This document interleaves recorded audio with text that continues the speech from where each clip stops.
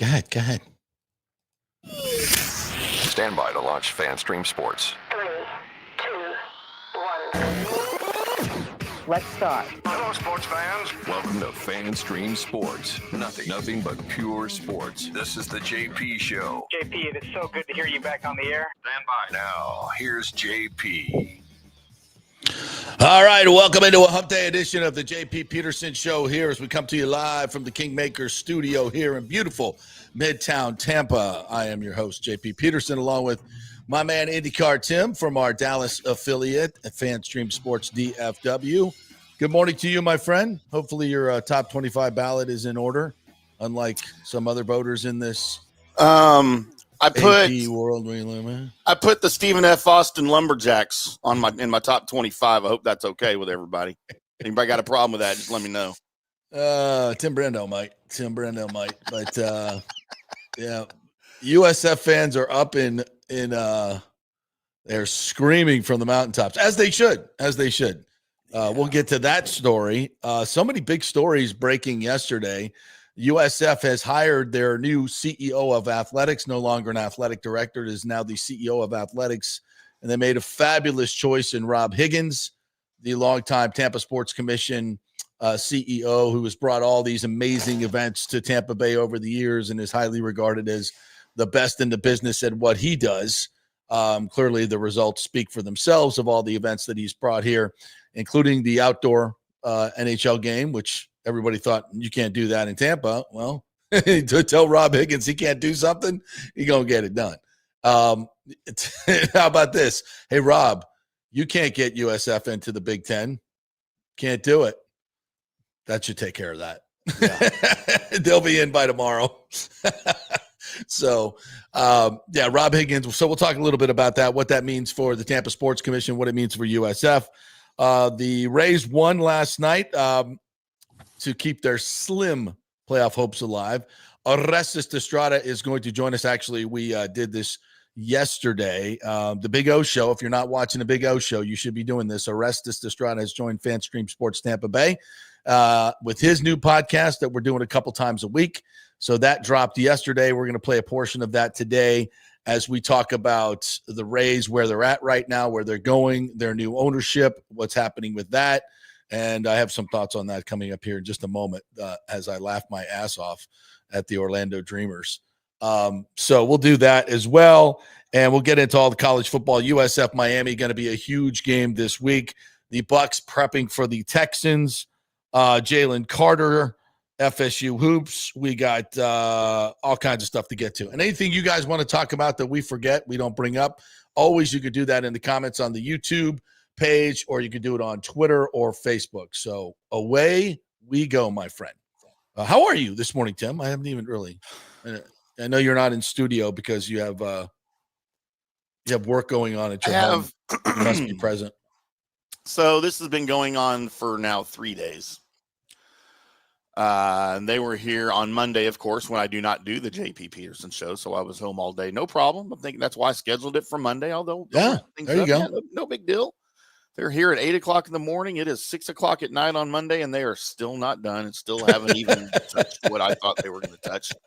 Yesterday, I'm like, dude, I will not be home until probably 3 p.m. Central Time, and you're welcome to come after that and knock out what you need to knock out. Okay. So I rush home from the studio. I'm home about 3:15. Haven't heard from the guy. Nothing. 4 o'clock rolls around. 5 o'clock rolls around. I'm cooking chicken parm for the family in the kitchen, watching Bob's Burgers on our big screen that we have in our kitchen, and then 6:35 the doorbell rings. Ding dong.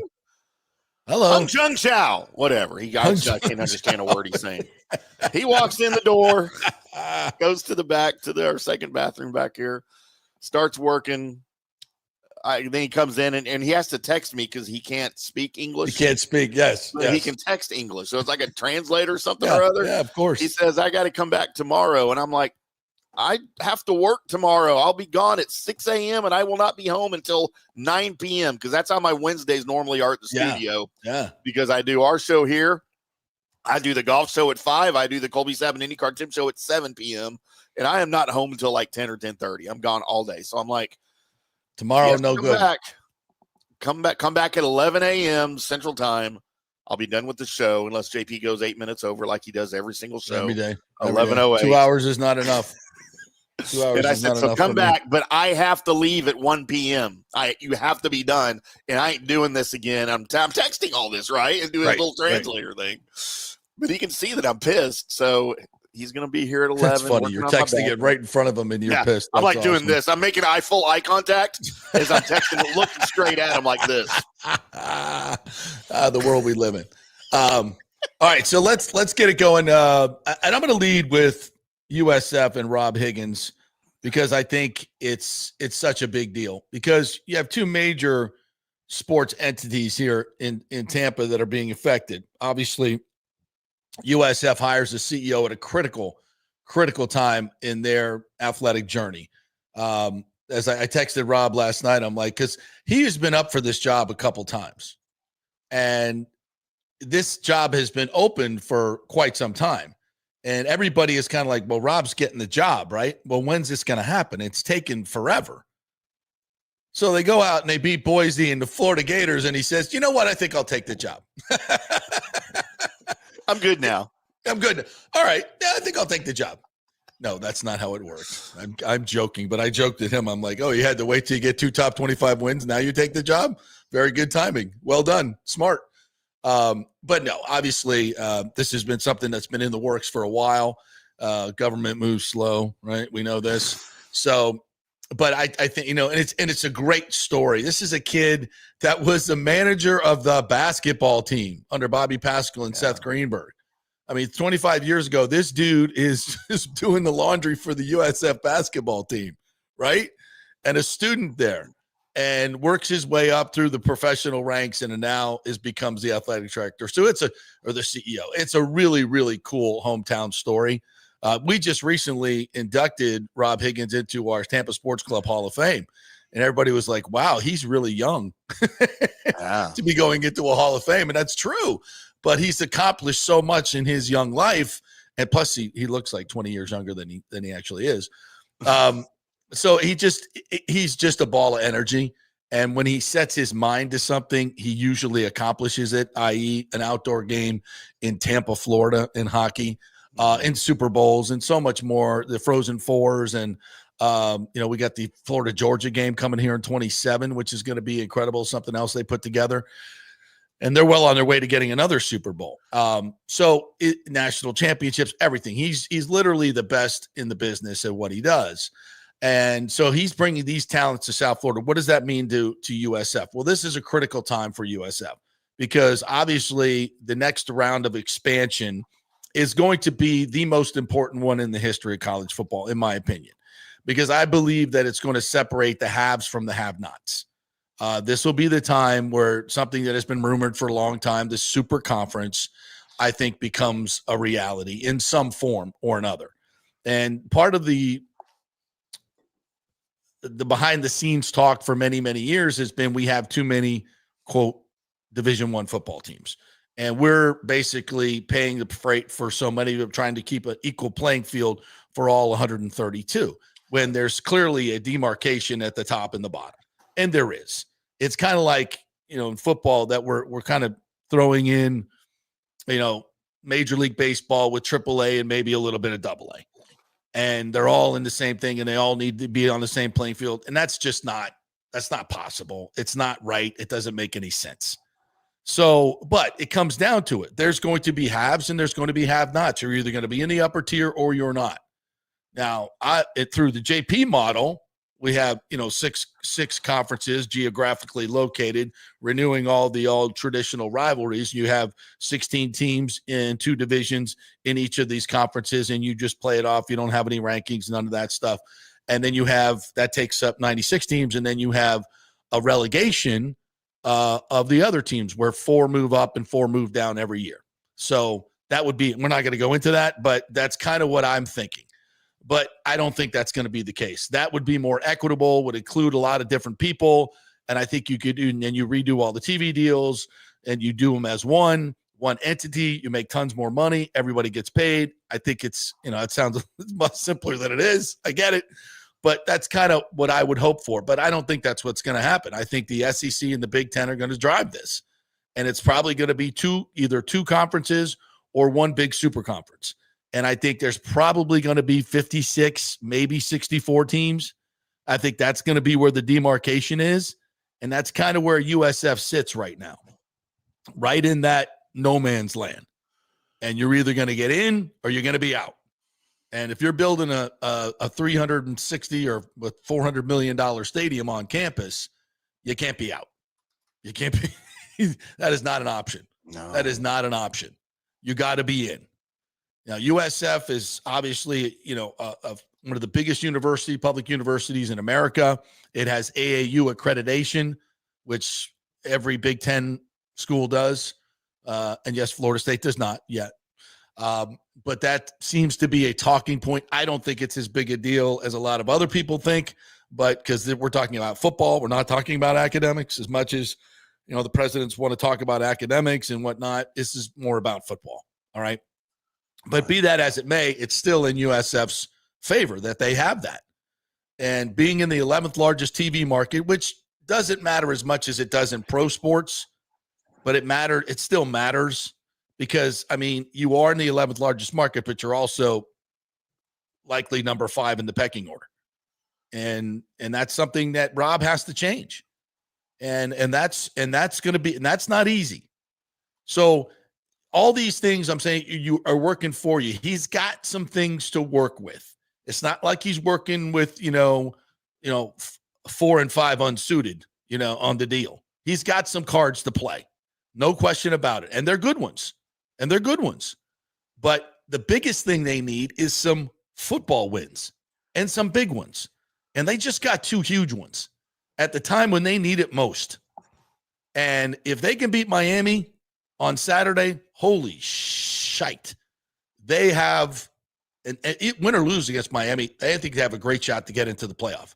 You get into the playoff as a group of 5 with everything else that USF has going for it. You have picked a perfect time to put your cards on the table.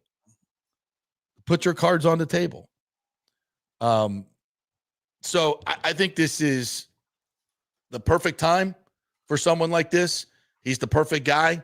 He gets things done. He figures it out against all odds. He figures it out. And I think he's going to figure this out. And he's well connected with all the major sports players through his dealings with bringing all these different sports here. He knows everybody and is universally beloved in that area. So this is absolutely the most crucial time in the history of USF. And I say athletics, but really as a university, because athletics and universities have become one and the same. You're defined by your athletic programs. Nobody, I hate to say it this way, but nobody really cares about the academics. It's nice, but your notoriety, your reputation is built on the athletic field. That's kind of the way it is. Weird, I know. They're higher learning institutions, but that's just the way we do it here in America. Yeah. Kind of weird. So you want to play with the big boys. And I think USF has everything they need to play with the big boys. I think if they were left out of that, it would be wrong. But still, I don't make those decisions, and nobody knows how these decisions are going to be made. They're going to be made in a smoky room someplace, in a Big Ten market somewhere. And as I don't know if USF is a candidate for the SEC. They might be. I don't know how they're going to do this. Nobody knows. But the bottom line is you got to get into the upper tier. And I think Rob's the guy to do this. So it's a huge hire. It's an important hire, and the work begins yesterday. It begins yesterday. So get this in the stadium. Look, they got it passed. Money, building the whole thing and bringing that all together is a tremendous undertaking, an unbelievable undertaking, and not something that Rob has really done in his career in terms of building a stadium like this. But he'll hire the right people, or hopefully they're already in place. But he's great at getting stuff put through. He's a through-putter. He's an action guy. He makes stuff happen. So it's a rare talent in this day and age, and he's great at it. And I think it's a slam dunk hire. And I'm happy for Rob. He comes on the show all the time. We'll have him on. The press conference is set for September 22nd, so I'm probably he won't be doing any media probably until then. But I don't know. We'll see. We have a request out there. We'll see. But I love that they keep it in house in terms of Tampa. And now, as far as the sports commission go, Claire Lessinger, and they've got a great group there. Whoever they decide, their leadership is fantastic. Whoever they decide to take over that, and I think Claire would be a great person for that. She's been Rob's right-hand woman for forever, and I think she's fantastic. So I'm looking forward. I think that the sports commission will carry on. I think Rob has set the culture in place there. They know what they're doing. They know how to do it. They know how to execute. So I think, that's going to be fine as well. There's a lot of talented people over there, and it should be fine. So anyway, why are they COOs now or CEOs now? It's just, Does athletic director have a negative connotation now somehow? And they're trying to get away from that? I guess, it's just a name. They're basically tasked with doing the same things. But I think, this is a sign, an outward sign that athletics has changed. It's become more of a professional model, and it's so much more about money and corporate support and NIL than facilities than it's ever been. It's big business. Yeah. It's big business. And athletic, remember the old AD, when you fired the football coach or he got too old, he just became the AD. It was a kind of a ceremonial position, right? Remember? Yeah. That's not the way it works anymore. You need a CEO, a corporate type, someone who is steeped in the knowledge of how business works, how big events work, how sponsorships work, and Rob has been right in the middle of that for 20 years. So, I think it's worth. But yeah, I think we're going to general managers, right, and CEOs. Those are the new terms in college, and just in case you didn't know, it's now all about the money. It's all about the money in college sports. Which is not a great thing. Yeah.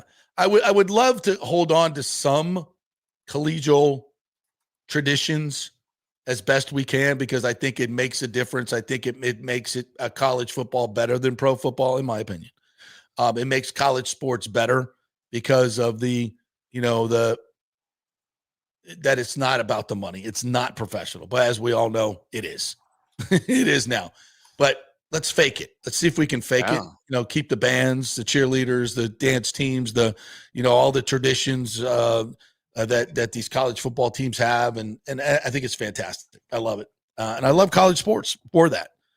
But it's, the innocence is certainly gone in a lot of different ways. But there's ways to hold on to some of that collegiate atmosphere. And I hope we need to do a maybe next week or later we need to do an NIL segment again and talk about some of the proposed. They're not even proposed changes. I'm just hearing theories on how to tweak it, how to keep it from blowing up even more than it's out of control. On ways to regulate the transfer portal and NIL, things like that. I'm just seeing different things I'd love to throw out there for the Petermans to get their thoughts on, and yours as well. Yeah. Let's do that for sure.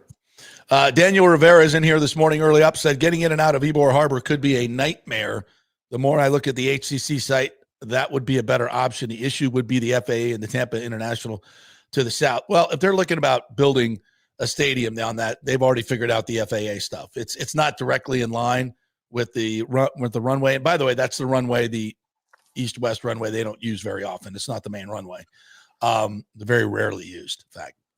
So obviously they figured that out. So that's not going to be a problem. As far as egress and everything, obviously with Raymond James Stadium right next door, they've got all that figured out. There's plenty of parking, easily accessible. I don't think it has the iconic feel of being on the water. We are kind of a water city. And so that's why I like Ybor Harbor. As far as getting in and out of there, folks, we'll figure that out. We do it for Amalie Arena is a quarter mile away. If we do it for Lightning, we can do it for baseball. That doesn't, we'll figure it out. We'll put the right roads in place. We'll have the parking. We'll figure it out. Just like Atlanta, everybody said, oh, that's a horrible place. We're never going to be able to get in and out. There's no parking. It's already terrible. They figured it out. And they're doing great. So We'll figure it out. I wouldn't cross off the site just because you don't think it's going to be easy to get in and out of. We'll figure it out. Not a problem. And I like the waterfront site much better. But as Orestes and I talked about, and you're here in a minute, just get it done. Just get it done. So as we kind of transfer over to that, and I'm going to do the AP thing, the AP voter in the second half of the show. So we'll do that the 11th. So get all fired up for that. No way. USF. I'm already fired up. So I know, right? And we'll talk USF Miami in our second half and do a little bit more college football in the second half. So I want to get to this just because it's so funny. You may or may not know, I've been going back and forth with these people in Atlanta forever. Orlando. These Orlando people about the Dreamers. Oh, Tampa sucks. You don't have any money. You've never got the deal done. Blah, blah, blah, blah, blah, blah. Where the Orlando's we got 70 million visitors who will definitely be interested in going to Major League games. We know that for sure. Really? So we've been going back and forth with these jamokes forever. And I kept telling them, look, Orlando is just a bargaining chip. You are not being taken seriously. And and then John Morgan is Orlando's better. We got this. We got that. We get this. We're much better than Tampa. Tampa doesn't know what they're doing. Blah, blah, blah, blah, blah. And then Dr. Workman, who was their main investor, suddenly is gone. Wah, wah. And where did he go? He went to the Rays new ownership group. Where have we heard that before, Timmy? Where Major League Baseball goes in and kind of cherry picks the different investors from different groups, puts them all together. And we heard that before. Yeah, we told you about that months ago. It's not uncommon. It's not uncommon, and this is exactly what they've done. So, and it's in the best interest of Major League Baseball, by the way, to do this. Yes. Don't think it's so not. All the Orlando, everybody's talking. Oh, they're all hyped up, and then I wake up in the morning and, anybody seen the dentist lately with all the money that was back? Oh yeah, he's in Tampa. Oh, okay. So their big investor is now, their anchor investor is now gone. He gone. And John Morgan, who was pulled in by Dr. Workman and pulled in, to this Orlando thing, and we're all in. Suddenly he's all out, and he is butt hurt. Oh, John Morgan is butt hurt. This is the story in the Times. Morgan's withdrawal comes a day after reports that the anchor investor in the Orlando effort, Rick Workman, has joined the Rays group headed by Patrick Zalewski. Wah, wah, wah, wah. In an email to the Orlando Sentinel, Morgan said he expects the Rays to get a new home in Tampa, which would end Orlando's chances. I tried to tell you, Johnny. I told you to tell you this is where it was going. He said, quote, I do it with my chest. That's John Morgan. I am out. The fix is in. What I believe will now happen is this group will seek a sweetheart deal in Tampa while stringing the prospects of Orlando as a bargaining chip. Get lots of free land and entitlements and make a real estate profit on the surrounding land at the taxpayer's expense. Morgan, whose firm, Morgan touts the slogan for the people, said what he expects to happen in Tampa is, quote, certainly not for the people, but for the rich people. Like, he wasn't going to do the same damn thing in Orlando.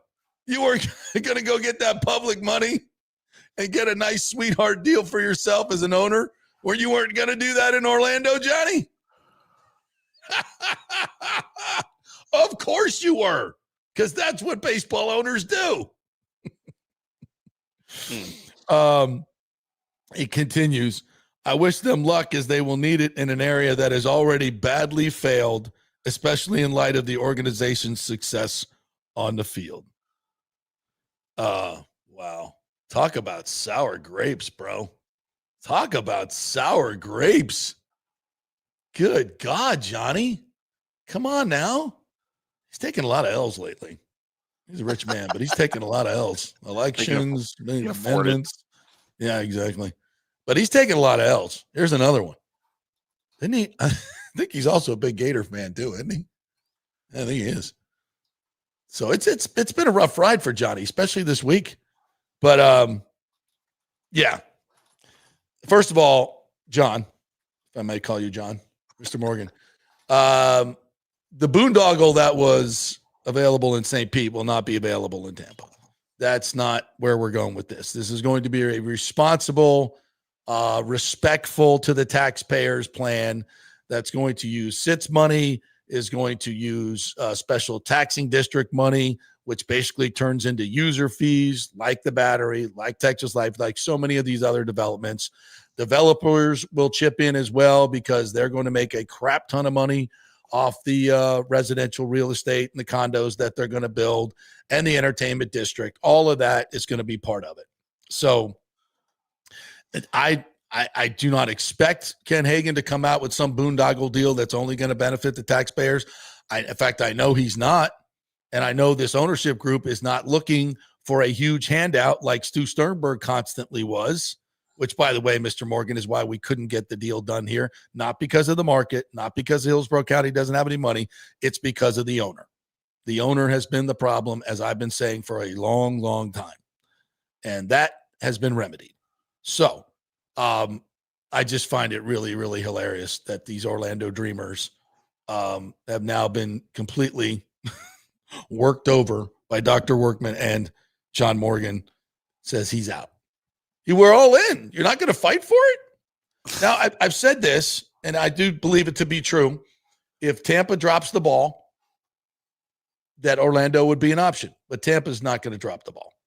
I mean, I guess it could happen politically, but I think this is a brilliant move by Ken Hagan, honestly, to put pressure on any of the Tampa, Hillsborough political muckety-mucks that want to muck this up.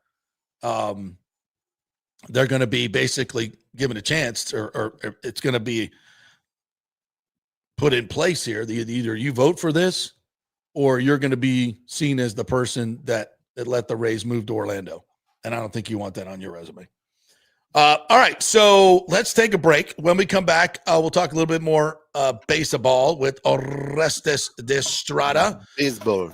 The Rays won last night. I don't think it really matters at this point, but they did win. So that's good. They beat the White Sox. A win. A win's a win. Got to have them. You're going to get there. Probably need about 15 more. So we'll do that. We are brought to you by the great folks at Genesis of Tampa. Get on over to this new dealership, 801 East Bears, right at the corner of Nebraska and Bears, right off of 275. Very easy to get to. They have tremendous cars. The Genesis G70, the G80, the SUV is absolutely top-notch. And for the money, it is the best value, hands down. They have a great valet service.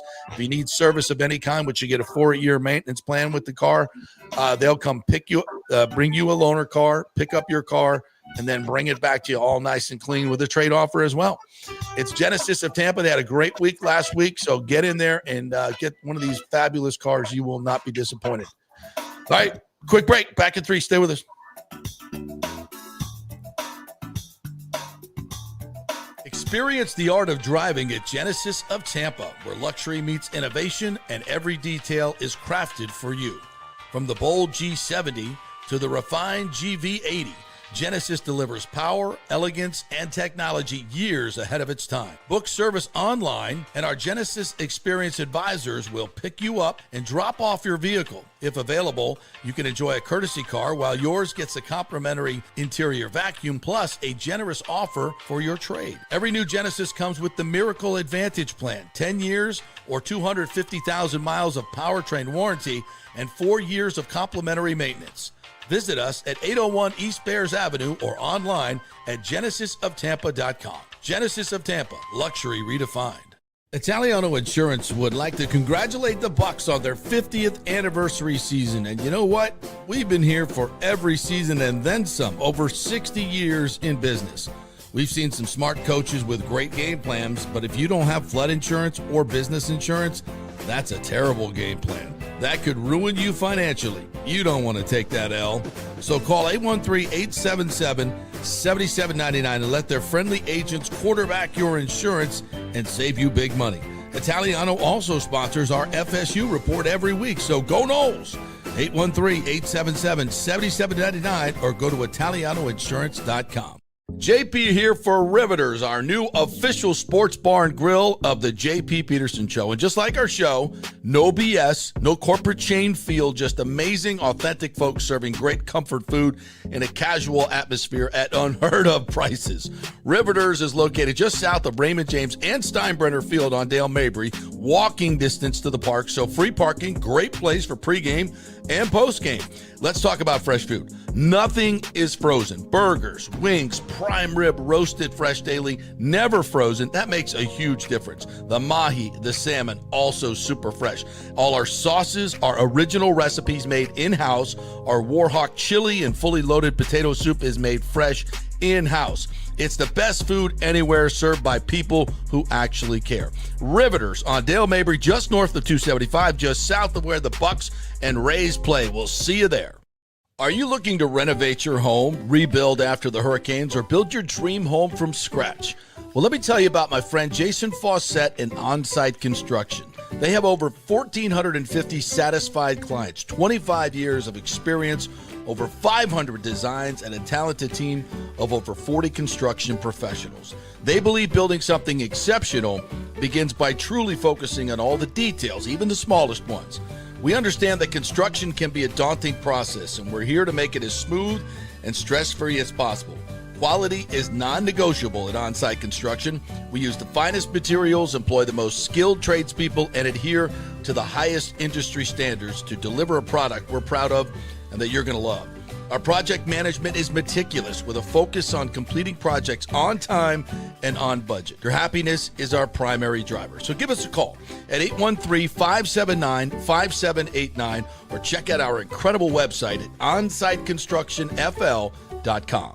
Are you having legal issues with a business partner or other legal business issues? The attorneys at Walters, Levine & DeGrave can help. Call 800-616-0384 for a free consultation. At Walters, Levine & DeGrave, we've redefined what a law firm can be with top-tier attorneys, personal service, and 26 years of success. From business law to civil litigation, we deliver smart, client-focused solutions. Walters, Levine & DeGrave recently won a $6.4 million jury verdict from a large real estate developer, and they can win for you too. Walters, Levine & DeGrave. Let's solve it together. Not attorney spokesman. For a free consultation, call 800-616-0384 or go to walterslevine.com. Offices Tampa, Sarasota. Let's go. Right now, back to the show on FanStream Sports. All right, welcome back to the JP Peterson Show, brought to you by the great folks at Riveters, the official bar and grill of the JP Peterson Show. Make sure you head on over there for any of your Rays games or your Bucs games or your USF games. They're right south of the stadiums there, and the food is absolutely amazing. I was there on Sunday picking up some wings. They do great takeout, by the way. It was like Sunday morning. I'm like, I want to get some wings for the boys here. We came over and watched the games here at Kingmakers, which was awesome. We got like 25 screens. So I went over there and I'm like, man, it's probably going to be late. And as soon as I got there, the wings were ready and ready to go. 25 minutes, they're ready on a Sunday morning as everybody's getting ready to go. So they know what they're doing over there. They have great service. The food is fantastic. The wings are amazing. RivetersTampa.com. Check it out and tell them JP sent you. And thanks to all our listeners who go there and take pictures and put it up on social media. I really appreciate that because it shows their advertising dollars are working. And they're coming back to them, and that's important for this show. So we really, when you support our sponsors. All right. So a little bit on last night's Rays game. They win against the White Sox. They're in Chicago all week. They got 3 with the Pale Hose, and then they got the Cubbies, and I'll be there on Saturday. Cannot wait for my annual pilgrimage to Wrigley Field, hang out with my son who lives up there in Chicago. Lovely Ashley will be joining us. How about that for a day? It's going to be about 65 degrees. We'll see our good friend Kyle Tucker. How about that? Cubs are in the race. The Rays are in the race. That's impressive. Yeah, it's going to be fun. So last night they win, but we got some bad news. They won 5-4 last night. Tristan Gray with the game-winning home run as they get Hauser pitched well, struck out the last 6 but of course, the bullpen came in. Montgomery gave up the lead, and they needed to win it late. Fairbanks was good. Fairbanks came in and shut it down. That was good. He's been struggling a little bit. Josh Lowe hit a 2-run homer. And let me ask you this. So if you start the season and you're doing something new, especially a timing mechanism like Josh Lowe, he decided I'm going to pick up my front leg and I'm going to do that this year to get more power. So you do that, right? And it goes horribly wrong. He's had no power. He's hitting, been hitting 220, 230 all year long. So he finally says, you know what? I'm going to go back to the way I used to hit. And he's hit 300 the last 17 games, setting his front foot down. I got to start trying that. How the hell does it take the entire season to figure that out? Seems like a simple catch, JP. Like if I change something, I make a major change to my bat and it sucks. In like a month in, it still sucks. 2 months in, it still sucks. 3 years. At what point? You wait till 5 months into the season to figure this out? Weird. I mean, there's so many weird things that have happened to the Rays this year. So many dumb managerial decisions, and Cash is not a dumb manager. Orestes and I will talk about this coming up in this little interview we did. And it's just weird. But so now Pepio is going to miss his next start because of fatigue. So, I mean, listen, I'm not surprised. The guy's been a horse all year long. Although John Smoltz is somewhere laughing his ass off that you've pitched 130 some innings or whatever it is and you're fatigued. So I know Ryan. But be that as it may, this is the world we live in the pitchers. And he's been a horse this year, and he's pitched every freaking day game we've had, and he's pitched great. He's been fantastic. So he's going to miss his start, and they've lost another reliever in Brian Van Bell. I mean, it's all coming unraveled. There's no way this team is going to make it to the playoffs. And when they get there, are they really going to be able to do anything? Probably not. But, we're still alive. We're still there. We got a shot, right? I guess. Let me do a couple of quick comments here before we get to the Orestes interview. Franco-san with a great picture of his dog. Love that. Says, hey, JP, one last thing about the Dreamers. You got to believe this breakup of the Dreamers' financial backers would never have gone down this way if the last great Pat Williams was still alive. He'd have softened the blow to keep his dream alive. The bolting by Workman in the middle of the night and Morgan's whining would never have gone down like this. Again, thanks for all you've done and keeping up, Raise up. That's interesting because, Pat was a special cat. He's like kind of like Rob Higgins. He puts his mind to something, he gets it done. He's one of the most unique people I've ever met in my life and one of the most wonderful people I met in my life. So, Franco-san, I think you might be onto something. So, yeah, he was that get it done type of guy. Love Pat came on the show many, many times and was one of the most intriguing and interesting and giving people I've ever met in my life. And, there aren't enough people on the earth like that, certainly anymore. Christopher Cole says Tucker won't be in the lineup because he's on the IL. Did he go on the IL? I did not know that. Oh, dude. What a buzzkill. Calf injury, JP. He's got a calf injury. When's he coming back? When is it? The minimum IL stint, which is what for Major League Baseball. Well, if he's on the 10-day, I don't know when it started, but I'll take Christopher's. He would know. He would know. Bonaventure says 10-day retroactive to last Saturday. So yeah, he won't be ready. No. Bonaventure 253 says Glazers should buy out Stu's 10% right now and put the stadium next to Ray J. People are blind if they think Stu doesn't have any tricks up his sleeve to mess this up for Tampa Bay for his max profit. Dude, I'm with you, but I have faith in Major League Baseball that they have neutered him. They have neutered him. I mean, I could be wrong. I could be wrong, and I should never underestimate the conniving, backstabbing things that Stu could do to his partners and everybody else. I would never underestimate that, but I think Major League Baseball has pretty much figured this out and neutered him. I mean, you haven't heard much from him, right? I mean, so I'm just going to be cautiously optimistic, partner, that he's not going to be a factor. And I don't think and Orestes will weigh in on that as well here in just a second.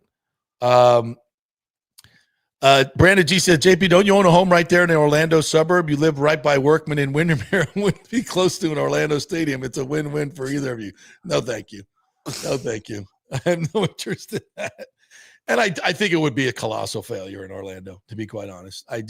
I love Orlando, and I don't want to fight with the people of Orlando. It's a great city. It's unbelievable for what it has. I mean, the theme parks and everything. It's just it is what it is. It's Orlando, right? And we love Orlando. It is what it is. It's not someplace I want to live long term, and I don't and won't. It's just part of what we're doing right now. And it's just, no, it would never work in Orlando. I don't think it would. And I'm not going to go down that rabbit hole right now. All right, we'll get to lots more of these when we come back on the other side. But if you're not watching the Big O show, Orestes Destrade has started his own podcast right here at FanStream Sports Tampa Bay. Emmy Award winner, ESPN broadcaster, played for the Marlins, played for the Yankees, drafted by the Yankees, played for Florida College right over here. Just one of the greatest dudes I've ever met, and it knows more about baseball than anybody. The Japanese, he's a legend in the Japanese league. He's just the best. And I love talking baseball with him. And you can watch his show. We're going to do 2 podcasts or 3, depending on how the playoffs go, each and every week right here. You can find it on Tampa Bay, FanStream Sports Tampa Bay. So here's a little part of our discussion of episode 2 that we taped yesterday. No, listen, I had a fantastic weekend. Hung out with you in the Bucs game. Cheers to the Bucs. What a great win, playing basically a C game to win on the road against the division rival. They did. They were the one high-level pro team in Tampa Bay that did well this weekend because the Rays did not. Oh, my. That was no bueno. No bueno. Only 4 runs over the weekend after that Thursday win. So bottom line is that one of those 2 teams were going to come out with, smelling pretty good to try to catch the Seattle Mariners. Obviously, there's a couple other teams involved in this. When you look at it, JP, 19 games left, 4.5 games out, reminiscent of, dare I say, 2011. Dare you say 2011? You can't not think about that. They were 19 games left, and they were out 5.5, and they made that huge jump. A little different scenario. More teams involved now in order to get the extra spots. They really were just chasing mostly the Boston Red Sox then. But this weekend, and I can't, I like to move forward as a former hitter, former player. I learned early on, especially in baseball as a hitter, that you just crumple it up and you move on, and you have to. But us kind of digesting this a little bit, one of the things that kind of stood out for me this weekend was a surprising, and it's been really a problem for the Rays if you think about it, is on the good side, they lead the world. They lead the MLB in stolen bases. But on the flip side, they're also in the top and getting thrown out of the bases, and 2 egregious decisions. Tied for second in the league in outs on the bases, leading the league in outs at home plate with 24. Outs at home plate. Oh, what are we doing? Oh, by the way, an egregious one on Saturday with Jake Magnum trying to steal home with the young kid Carson Williams on the scenario. Bottom of the 7th, you're playing at home, so any little flick of the bat in that stadium is a 2-run bomb for either team. But the Rays have done a good job. They kind of rebounded after an early struggles at Steinbrenner Field. They've really played well there. But all of a sudden, you're trying to steal home plate, albeit a lefty, and no doubt he's got 29 or 30 stolen bases.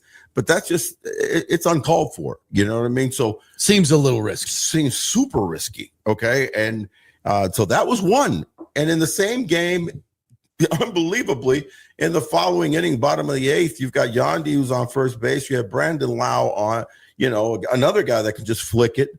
Definitely a guy that can flick it to right field. And you pop 2. If not, he's a slugger, JP. He's a guy that hits gappers or home runs.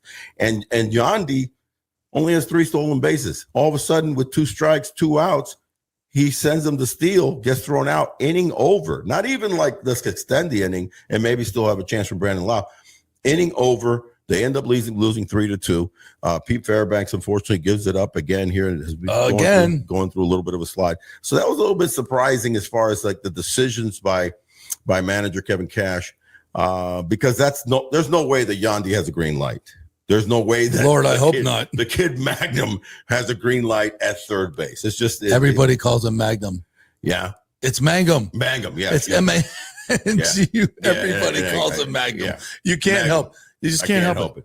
But the bottom line is that these are the type of decisions that kind of come back to haunt you when you're trying to. Has Cash had a bad year? I mean, managers can have a bad year. Just sometimes your gut feeling, if you're going with your gut, it just doesn't work out. And I feel like between pitching changes, a lot of uber aggressiveness on the bases, Christopher Morel in the cleanup spot. I mean, there's a lot that you could just go back with. And, I still think Cashy's one of the best managers in the game. I still do. But I think can managers have a bad year? I mean, listen, managing, head coaching at any level of the professional ranks, you're dependent on the talent that you have, sure, the roster that you have, the injuries that you have, the health that you have. So the bottom line is that he's had a lot of injuries, especially to the pitcher, especially it really has not been a good year for the Rays as far as coming out of the pen. Right. And now you're seeing even Fairbanks kind of struggling late in the season right now when you need him at most. Uceta's been fantastic. Second half been just, lights out.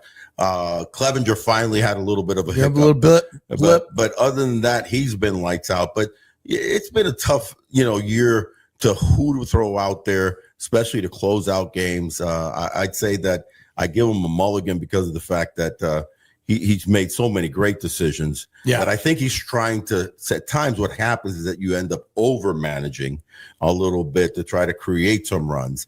And when your offense just isn't consistent. Your offense only consistent with really three guys. And it was four with Aranda out. All of a sudden you're putting all the pressure on the kid junior. You're putting all the pressure on Yandy, who's been incredibly consistent.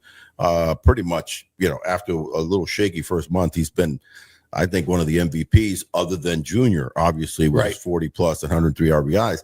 But it's just not enough. The lineup's it's not thick enough. It's not thick enough. So, so here's stealing bases, here's trying to steal home and trying to create some other runs. I think those two were definitely ones he'd like to have back. Yeah. Yeah. So, and that's kind of what I said the other day was just, I think that the Rays just haven't been consistent enough. When we talked about, well, do they have a chance to make the playoffs? They had won 7 in a row. And I just said, I don't see them being consistent enough that they play another 23 games of 700 baseball. Well, that's what you need to do. Which they needed to do. And that's why I thought they weren't going to make it. But so we sit now 4.5 games out with 19 to go. Yeah. And you've got basically teams that you got to climb over in Cleveland. You just had them. And you let them go. You got KC. You let them off the hook. 100%. You have KC. You got Texas. You have Seattle. You're not playing those guys anymore. So you can't really climb over them by playing them one-on-one. Where you're playing one-on-one, you got to do it. Thankfully, they are playing the Toronto Blue Jays, who they've spanked and owned for numerous years now. It goes back a decade how well they've owned the Toronto Blue Jays, and this year is no different. They're leading the series this year 5-1. They've got the seven more times. What I do like is that they're in Chicago starting tonight, and they've got a lot of day games, but nevertheless, 6 games. 4 of the games are day games. 6 games where they don't have to leave their hotel room. So they're in Chicago for the week. Chicago for the week. They got to take care of business against the White Sox, which they should. They have to. In fact, they got to look, just to go for the throat and try to get a sweep of Chicago. Then you've got the dangerous Chicago Cubs that are scratching and clawing themselves. And the White Sox have owned us. They have. Strangely enough. Those are the teams that have kind of been, a little bit of a monkey on their backs have been the White Sox. Have been a lot of the Central League teams, believe it or not. Yeah. And also, you think about it, Cleveland just ousted it out of the playoffs just a few years ago. So they've had trouble with the team. Then after that, you've got Toronto for 3. You've got Boston for 3, Baltimore for 3, and then you finish off again with Toronto at the end. So listen, this is going to be a tough task. They don't have one of the easier schedules to climb through. When you look at Yanks in Boston, they've got to duel it out too, because they've got this weekend series that's going to be big. What could end up happening, which would be interesting, would be that the Rays could end up playing kind of the spoiler to the Jays, because they play them so seven well times. So we're not going to help out the freaking Yankees. Well, it's all everybody to themselves, because really when you get to the Yankees, and they've got the Yankees have I believe let's see here, they've got this weekend series with the Red Sox. The Red Sox, and also they host the Tigers. Oh, and then Boston, and then they finish up with the Athletics. But the Boston finished up with the Athletics. But the bottom line is that they're going to end up going head to head while the Rays are playing the Jays. So one of those two teams hopefully is going to jump up and maybe get a chance to catch up with the Jays if the Rays take care of business, as they have for so many years. So just in general, especially against the Guardians, when you needed it most, they won the first game. Yeah. And then they score 4 runs in 3 games. Parker Messick, former Seminole, former Plant High. You like that guy. Or Plant City High, sorry. This is twice that he's done it to the Rays down the stretch. Yeah. Where he's, another lefty that puts it to him. Wow, talk about an albatross. Lefties have just killed us. But it's kind of been around for a while that they've been lefty heavy in their offense for a long time, and they've always been trying to look for that other big power right-handed bat. They found it in Junior, and after that, really, it's Yandy, and then you kind of hit or miss the rest of the lineup. So a lot of strong, powerful left-handed hitters, but guys that are just don't do well against lefty starters. So that's been a problem, no doubt about that. But listen, it's not over yet, but it's not looking pretty good because of all the guys that you got to jump over. All right, you guys can comment on the show. We're going live here on the Big O Show, so we've got some commenters in here that we will get to, but you guys can do that. You can do that on X at the JP Peterson Show and at FanStream Sports Tampa Bay. You can do that at YouTube as well if you want to watch us on YouTube. That's FanStream Sports Tampa Bay, and also on Facebook at JP Peterson. So you can do that all those different places, and you can comment like Mike H is doing. I have a specific question from him. You want to answer this for us? By all means. It's kind of off topic, but I think it's kind of cool. Orestes, have you ever gone back to Cuba? How about Yande's story, getting caught several times and going to prison multiple times trying to escape Cuba? Well, and he's one of several. In fact, I interviewed many years ago when I was ESPN and Baseball Tonight, Kendrys Morales, the great Cuban player, switch hitter, played for quite a few years. And he got caught 7 times. 7 different times he tried to escape during different Pan American games. Anytime that they were jumping around and playing he would try to defect.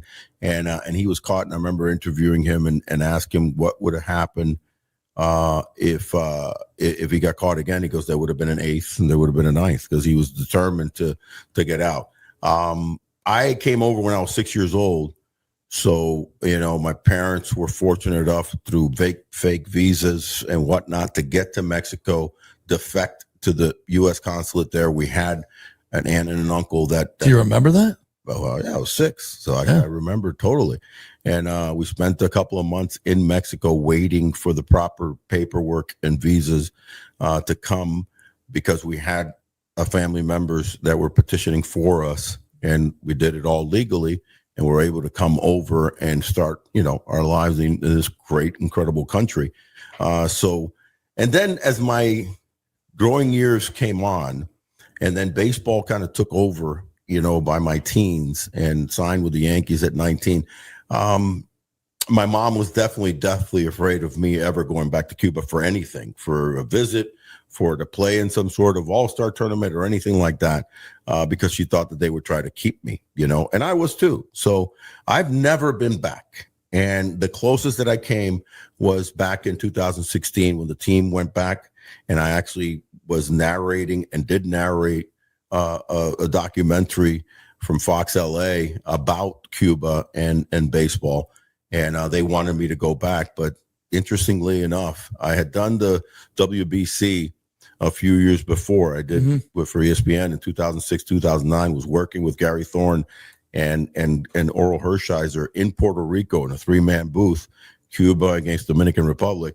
And Gary Thorne asked me if I had never came to the United States, would I try to escape? And I said, yeah, just like Hendricks, just like Gandhi. Absolutely. Well, you fast forward, this was 2009. You fast forward in 2016, 7 people in our production crew, all coming from LA. We were going to go to Cuba and film some. We were filming a lot in Miami.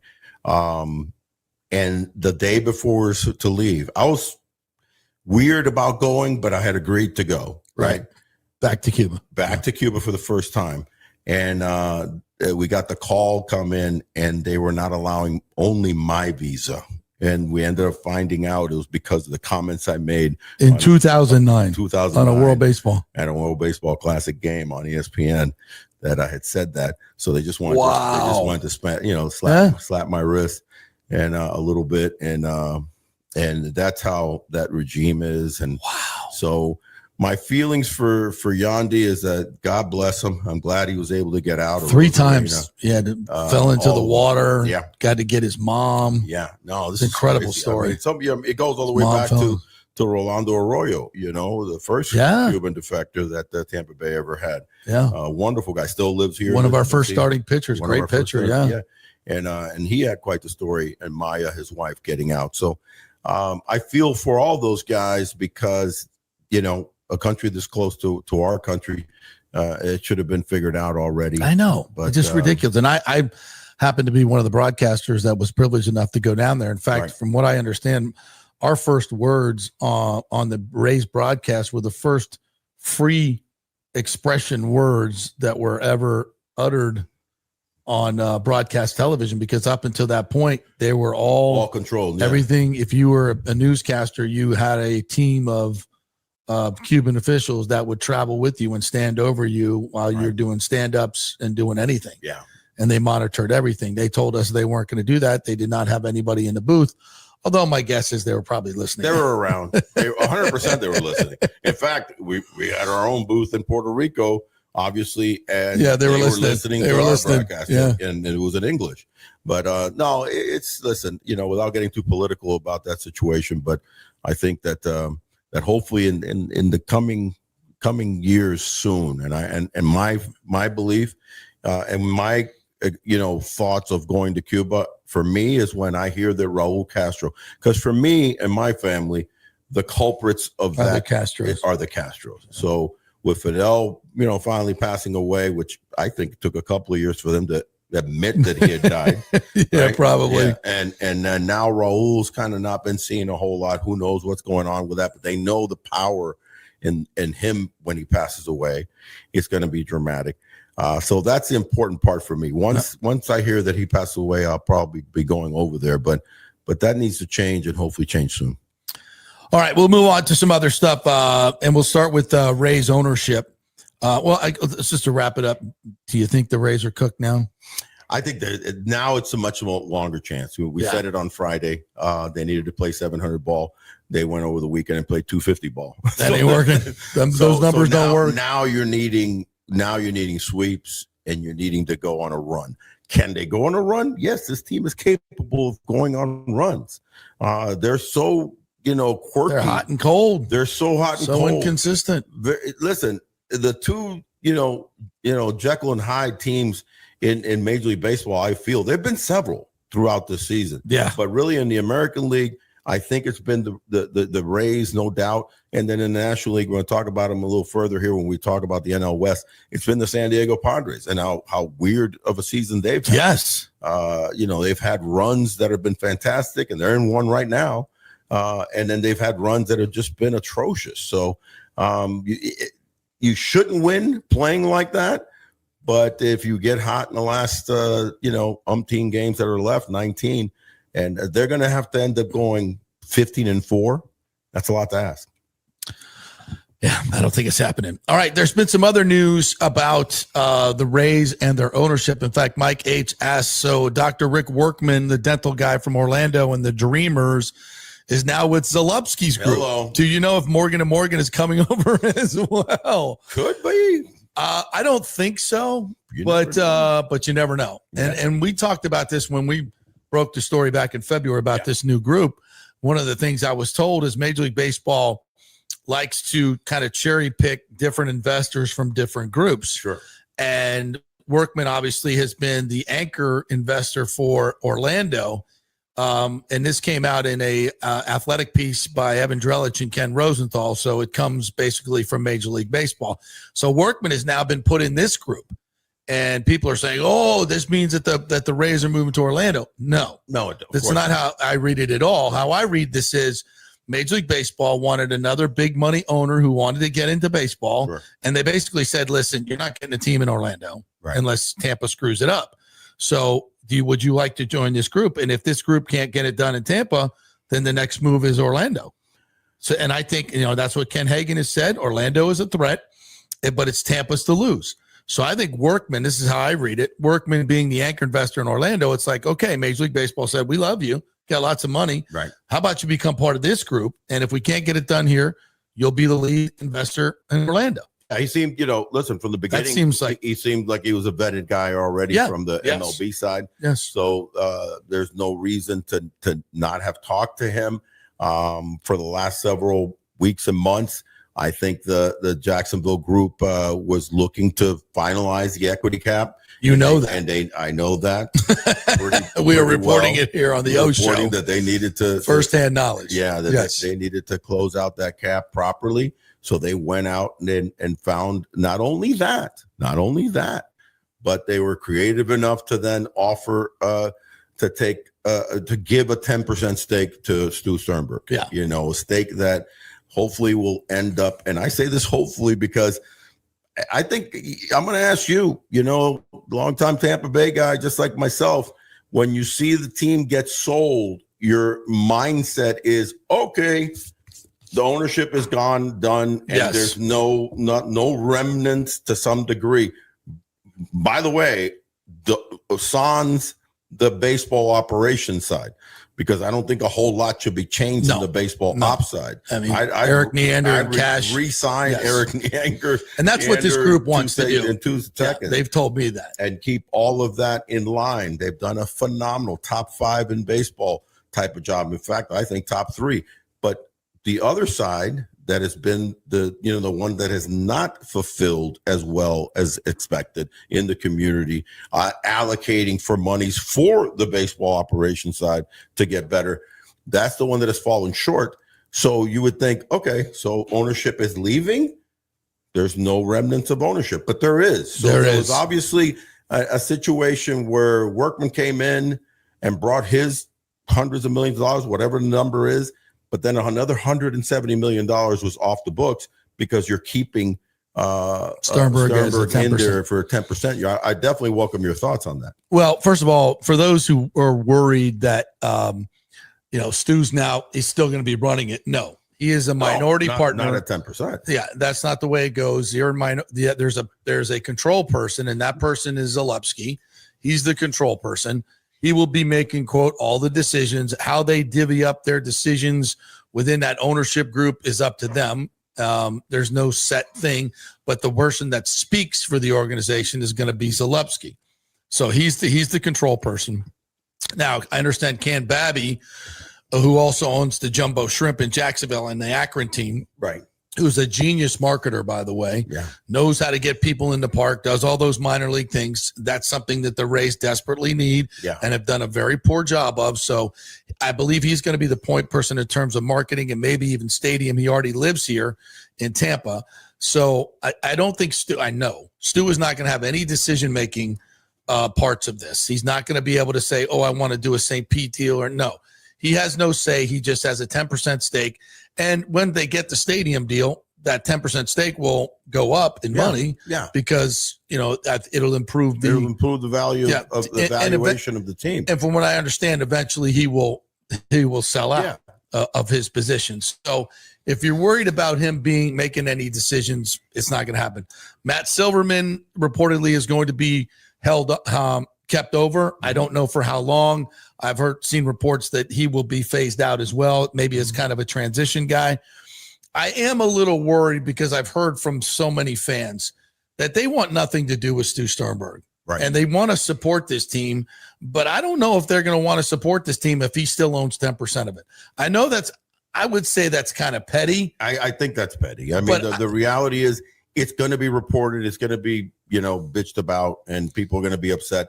But the big picture of the thing is going to be not you can't put a gun to the new owner's head to do a myriad of things right year one, or by spring training we would have signed a transition Cal Tucker in a free agency deal, because he's going to be a free agent, and I love Cal Tucker. And he's a Tampa guy who just bought a house or built a house in South Tampa. That's not going to happen. You're not going to have Cal Tucker and Schwarber hitting 3-4. No. You know what I mean? Sorry. Both free agents. Even though Jason Romano is the agent, he can make that happen. J-Rose. I don't think we have that much money here. That'd be like $1 billion.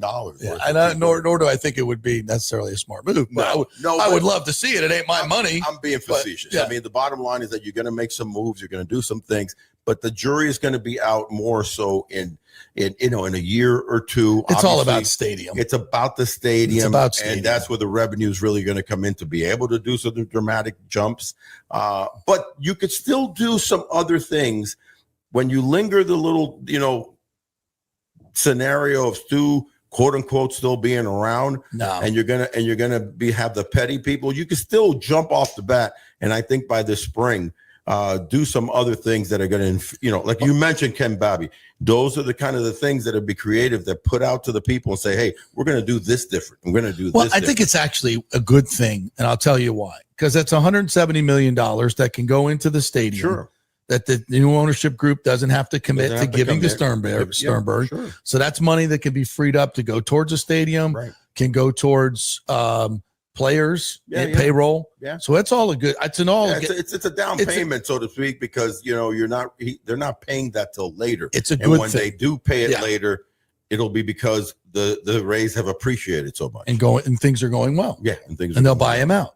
And they'll buy. That will happen. I hate making blanket statements, but I thoroughly believe that within a few years after that stadium scenario is set up, done, built, that'll be the phase. So think about that. So I think it's a good thing overall. He's not going to have any say in anything, so don't worry about it. The interesting question is, where is the stadium going to be? Okay, so that's the next piece. The Times has reported, as we reported, that when Ken came on our show, the JP Peterson Show, 2 months ago, a month and a half ago, he said there are some other locales, not Ybor Harbor, not the other Ybor site, not the fairgrounds, but there are some other new ones that this group is now looking at. And even though Ybor Harbor is the leader in the clubhouse, according to Ken, and from what I've heard, that's a deal that has to be worked out with Daryl Shaw, who owns that, which I think can be done. And I know Daryl's been involved in a lot of these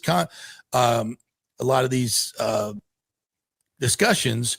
So that's still part of it. But this new HCC plan is something that's gaining steam. So when you look at the footprint, basically it's right across the street from Raymond James Stadium.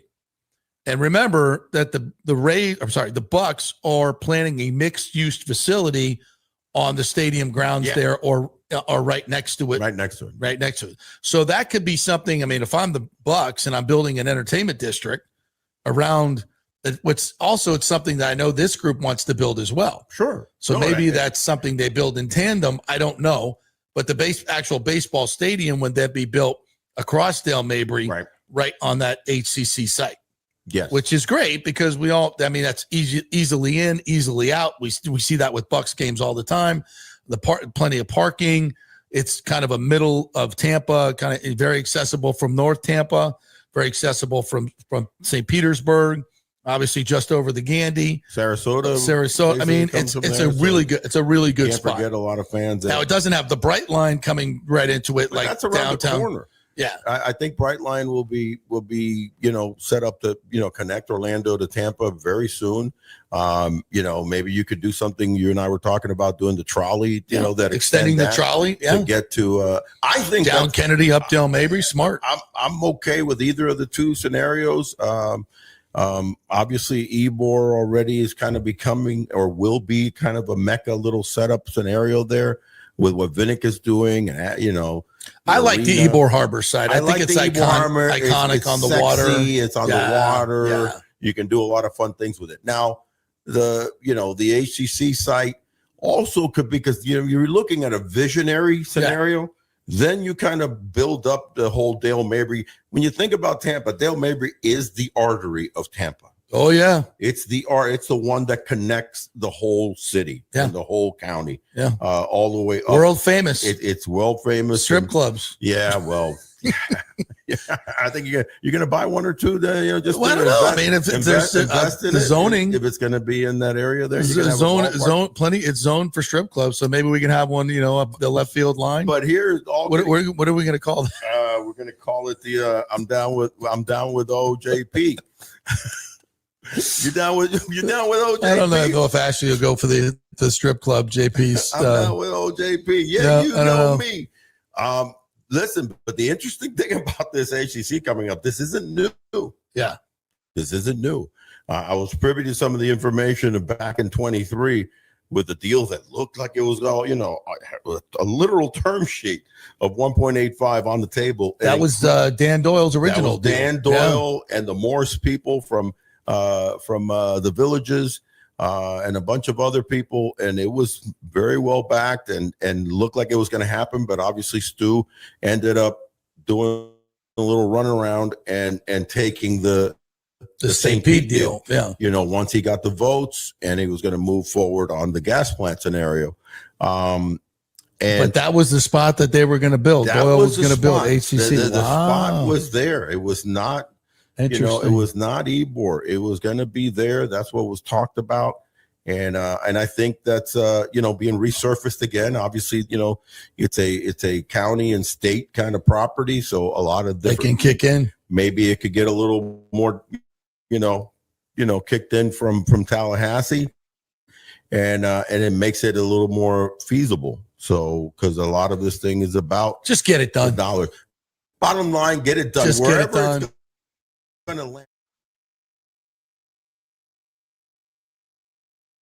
We're back. Just doing some research here in the break. There you go. That's the O Show, the Big O Show. We do this twice a week, so check it out. You can see the whole episode on our YouTube channel, FanStream Sports Tampa Bay, and of course across all of our social media. So please like and subscribe. Go to your Apple Podcast or Spotify podcast, like and subscribe to the Big O Show. It is without question the best baseball show in the Tampa Bay market, hands down, no question. Maybe in the world. I might go world on this one, but we'll see. All right, comments, Timmy, thoughts, anything? The Chinese guys doing well? I think it's all good news, right, for Tampa. I mean, none of this I don't think is shocking news. It's all stuff that we already kind of knew, and I love O's take. I love O's take on all of it. He's very reassuring, and he's got an inside scoop because of who he is and what he knows and his involvement with Major League Baseball. He knows lots of people, community. And I don't. At some point, he'll probably let the cat out of the bag, but he was involved in this ownership sale of the Rays with all the bidding groups. So he knows what he's talking about. And it's a fascinating process. We need to do, I think he and I will just do a whole podcast on that one day, the whole process to the Rays sale. It's an amazing story that it's not done yet. It's not done yet either. No. All right, we'll take a break. We'll come back on the other side. We got to get to our favorite AP top 25 voter. By the way, this young lady was not the only idiot voting in the top 25. So we have to spread the hate around. Not just Haley Sawyer. Coco Riley's a moron too, and he's a voter. All right, so we'll do all that. We are brought to you by the great folks at Italiano Insurance, 813-877-7799. They will shop all your insurance and make sure you are paying the least with the best coverage. Make sure you have your flood insurance. Make sure you have your business insurance. Make sure you are fully insured on your home to its value. Very important stuff, especially during hurricane season. 813-877-7799. We're also brought to you by Kingmakers Tampa. Go to kingmakerstampa.com. Get your membership now. They will go fast. Back in 3. The Golden Diamond Source is working every day to be your family jeweler. Right now, a $5,000 engagement ring with 0% interest can be yours for just $83. So don't let the holidays sneak up on you this year. Now is the time to get ahead with their in-store layaway. Trade in your old jewelry for cash. Gold has never been higher. The Golden Diamond Source is offering the highest ever trade-in values for your gold and diamond jewelry. Now is the time to get your holiday shopping started. So come in now, relax, shop, and save at the Golden Diamond Source. We love Julie and Steve Weintraub, great local philanthropists, and you can find them at 3800 Olmerton Road in Clearwater, where you'll always find the perfect gift, only at the Golden Diamond Source.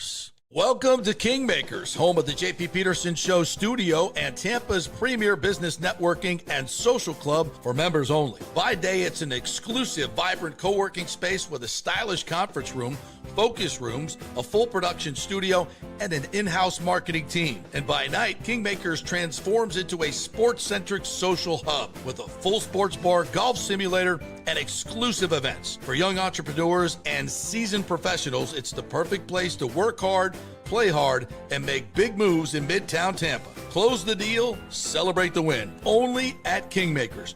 Become a member today at kingmakerstampa.com. Your business, your club. JP here for the Jeeves Law Group and my man Scott Jeeves, who lives right here and has long been a highly respected member of our community. He's a proud sponsor of the Tampa Riverwalk. Jeeves Law Group is also a proud sponsor of our Grand Central District in St. Pete and has neighborhood events throughout the year. He has an office on Central Avenue in St. Pete and one on South Howard in Tampa. You can't get more local than that. So when you need an attorney, you're going to hire some huge firm that advertises all over the state or the one that supports your favorite sports show. It's the Jeeves Law Group. We're local, we're trusted, and we get results. For personal injury and personal attention, call us for a free case evaluation. That's 8889-JEEVES. That's 8889-JEEVES. With this record heat in Tampa Bay, you better have your AC unit running at peak efficiency.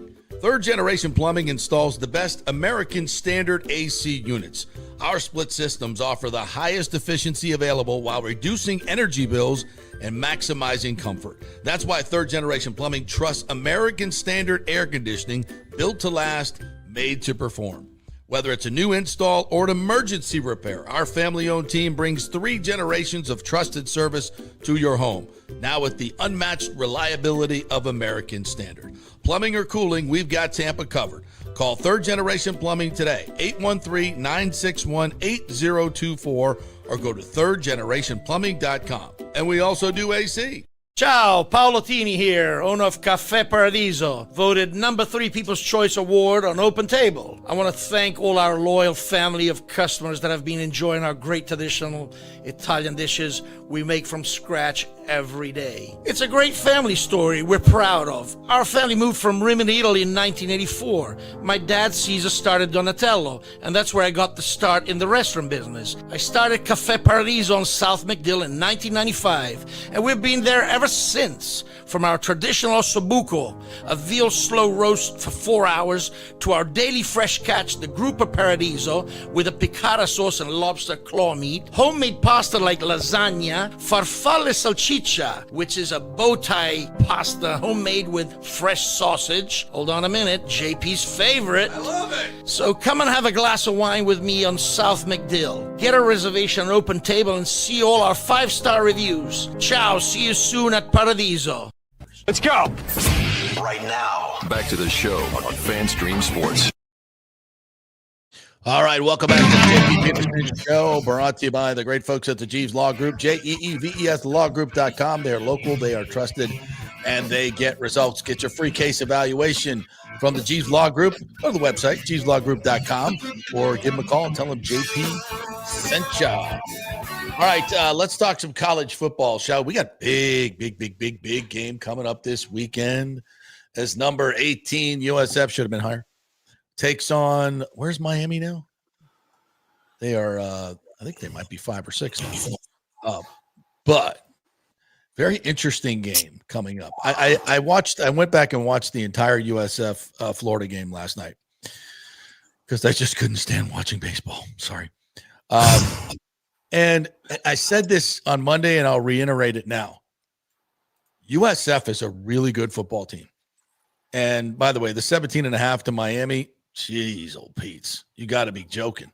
You weren't smart enough to take USF last week against Florida. They were 18.5-point underdogs and won the game outright. Please don't make that mistake twice in a row. This is a football team that is completely different than anything we've seen at USF in quite some time, because defensively they brought in some bigger players. They have 33 seniors on this roster. They finally have some beef up front defensively and some depth, which makes it which allows these the linebackers they have, Jalen Schuler and Harrison, these guys to just get after it. And their secondary, I mean, they were just knocking Florida down and out time and time again. Same thing they did to Boise State. It's no joke. And Byron Brown, listen, Byron Brown is a legitimate high school candidate, a Heisman candidate. He's not the best thrower of the football, but man, he can do a lot of different things. He's an outstanding runner. I mean, he combined for over 320 yards against Florida. And that's a damn good defense. 263 yards passing, and I think Florida is better than people think. I think they got to go to LSU this weekend. That's a huge game, and I know everybody has Napier fired for John Gruden. How about that? Which I thought I thought Gruden was a good fit there, and people are talking about Gruden there. Although Brad Johnson kind of talked me off that ledge when we asked Brad, and he knows John and talked to John a lot during this the Bucs thing they had the other night. He said he kind of downplayed it and thought he wants a pro job. And I've heard, he's evidently said on Barstool that he wants a college job. Yeah. But Brad kind of said the opposite. So I don't know. And I don't know if John would be a great fit in college. He doesn't tolerate young. That's a whole nother discussion. His patience would wear very thin in this day and age, I think.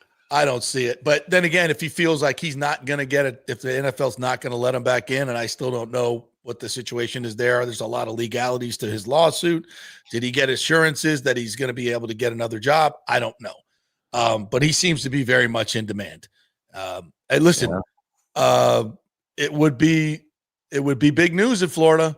They would get a ton of splash. They would get, I think recruiting would pick up, although Napier's done a great job in recruiting.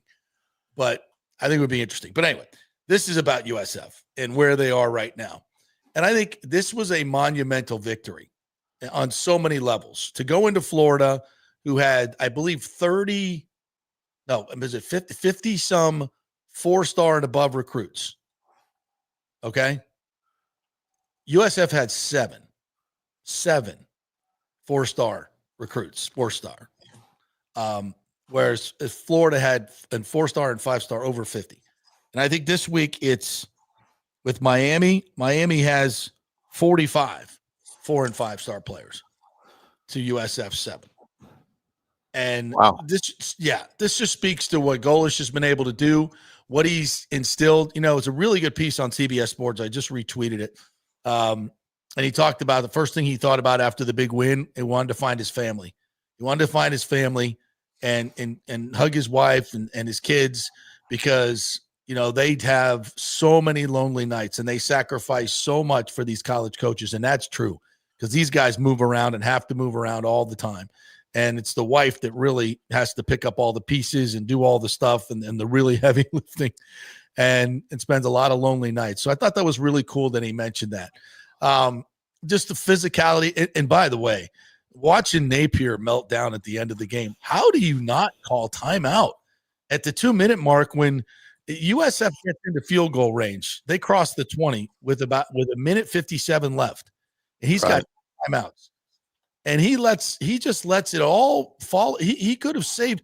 Now listen, Byron Brown gets a first down late in this drive with his legs, which I don't know. If you were using your timeouts and there's a little bit more desperation, does that happen? I don't know.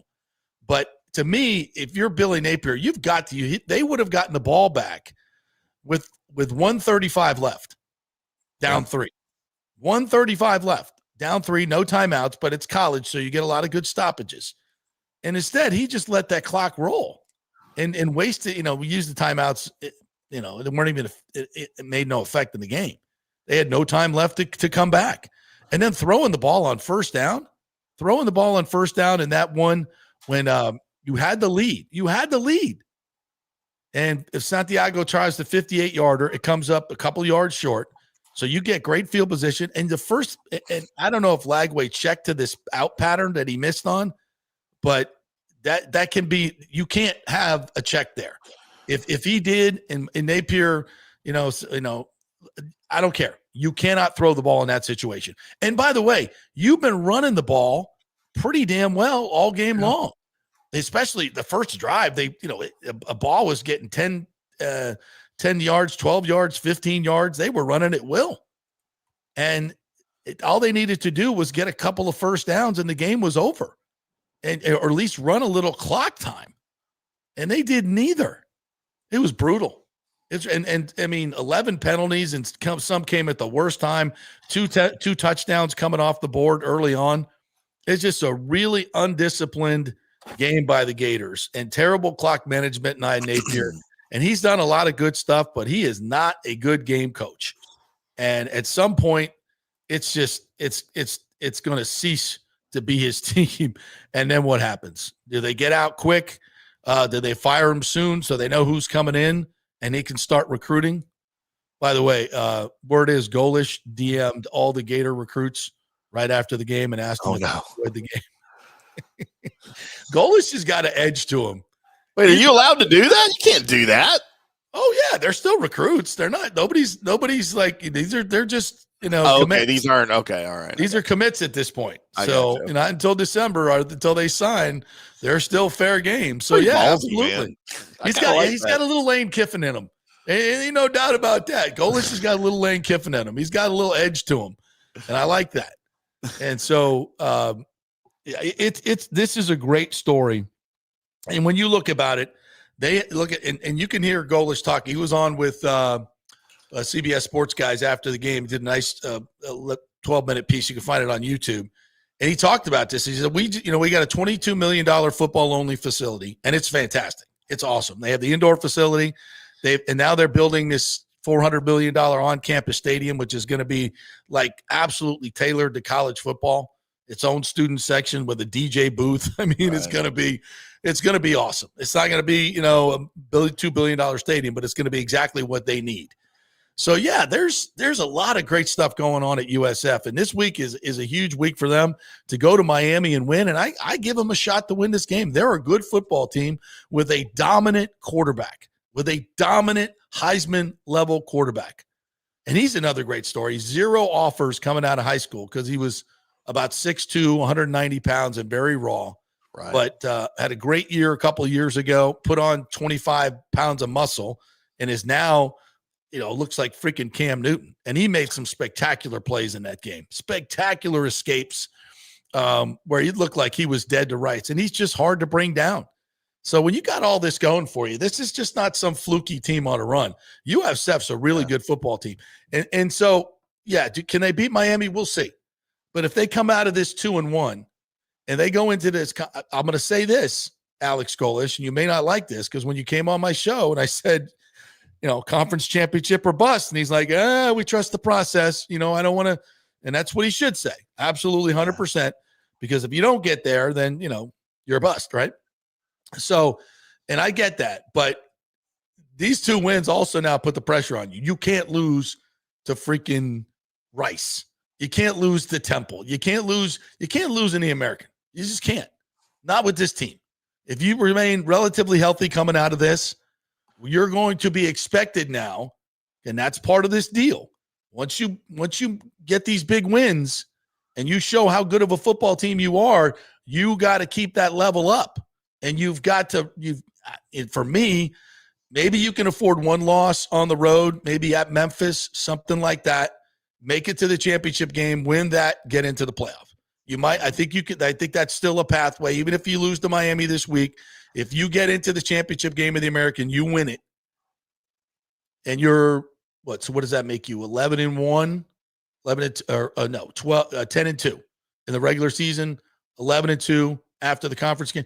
Yeah. Right. I think you're the group of 6. I think you're the representative. If you beat Florida at Florida, I think Florida's going to end up with maybe a 500 or maybe a 500 record in the SEC, and they're going to be a ranked team in the top 25, and that's going to be a great win, even at the end of the year. I don't think Florida, unless the Gators just give up, unless Napier gets fired and they just give up, which is, we've seen teams do that, FSU last year.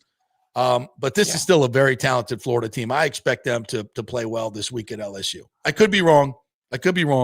There may be some dissension there. I don't know, but I expect them to go play well at LSU, but we'll see.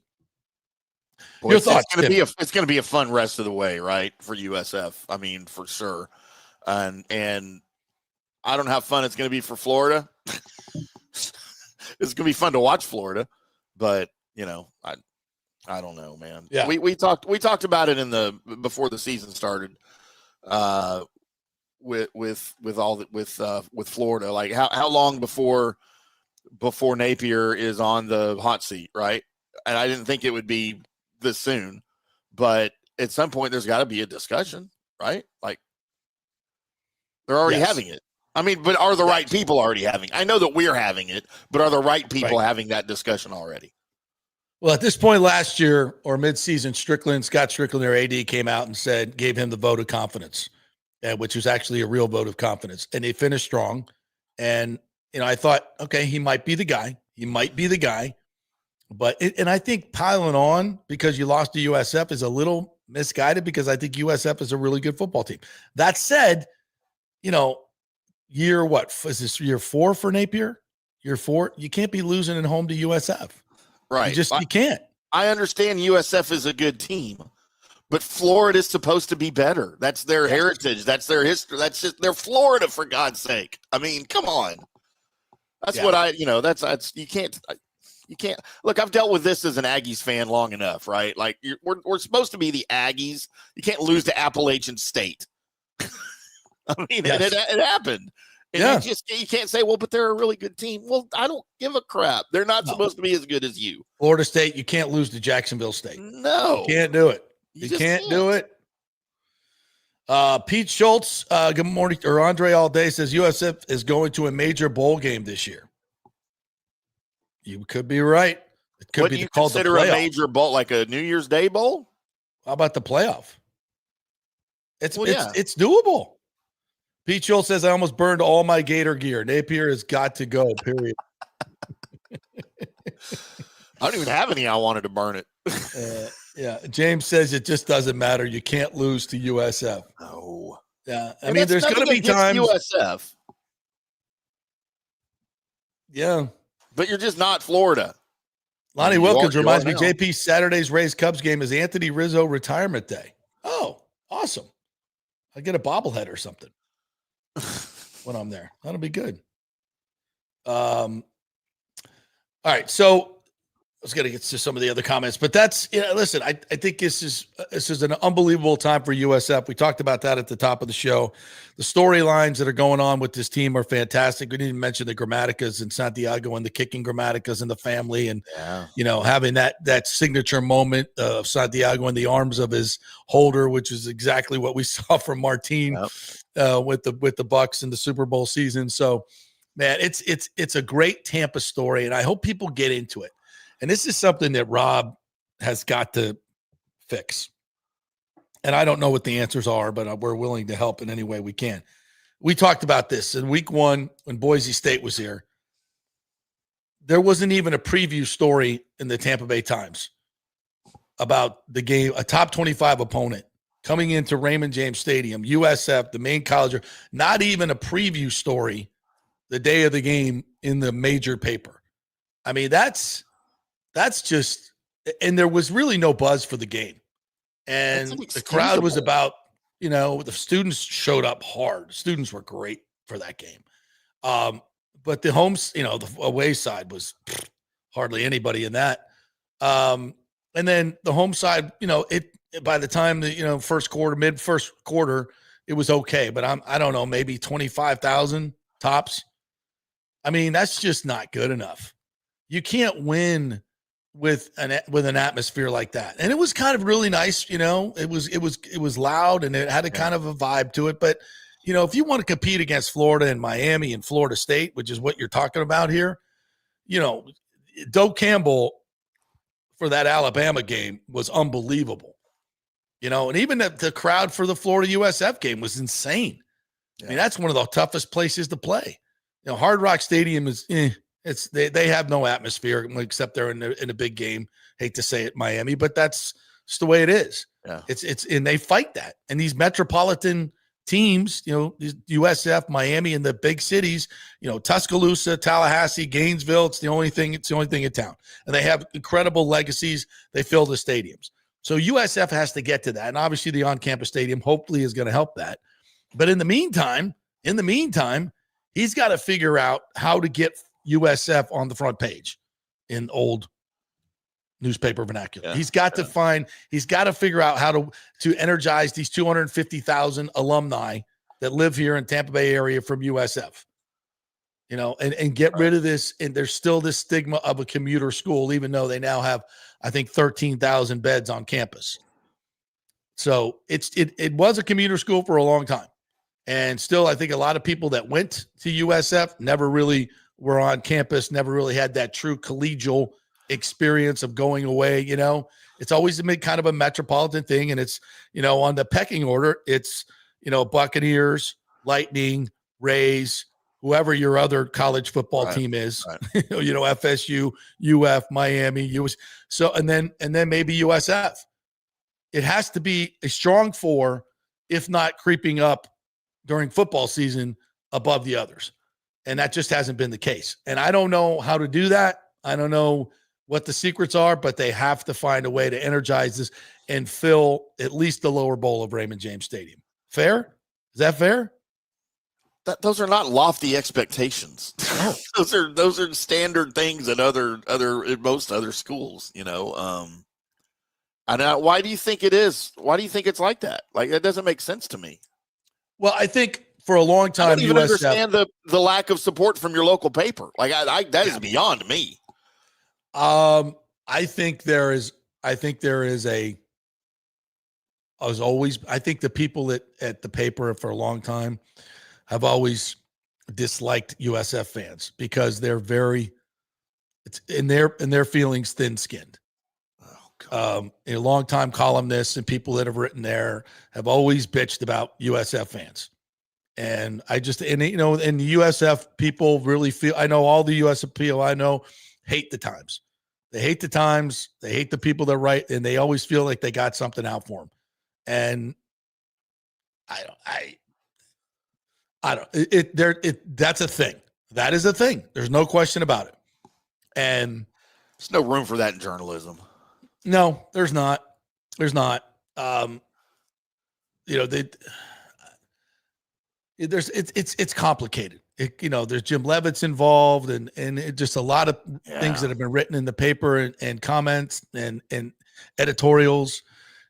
It's not a good relationship and never has been with USF and the Times. So that's one thing. That's one issue. And to have no preview story the day of is just really unconscionable. So there's that. And I don't know, I don't know how you fix that, to be honest with you. I don't know how much longer the Times is going to be in business, frankly. But it's weird now because media is so fractured. It's so fractured. Not a lot of people don't watch local news anymore. The numbers are down dramatically. The local radio station, are 20th in the market. There used to be two papers. Now there's one, and their sports section is behind a paywall. So it's, people don't read that for the most part. So it's a lot of fragment. It's a lot of podcasts like mine and Rick Stroud's and the Pewter Report and all these. We do really well, but there's no, you could say, well, let's go here and we'll get lots of coverage, or let's go here and we'll get lots of coverage. There's no main media source here in Tampa Bay that people really go to. And I think that's part of the problem. I mean, and if there was, you could just flood that and you'd get a lot of buzz. So now you got to hit all these different areas. You got to figure out social media. You got to get it on, get it on local TV and every local TV station, even if their audience are fractionalized. Get on the JP Peterson Show. Get on the Rick Stroud. Get on these podcasts. So there's a lot you got to do. You used to be able to, send out a press release. All four stations show up. The two papers show up, and it was easy. You get buzz. Now it's not easy.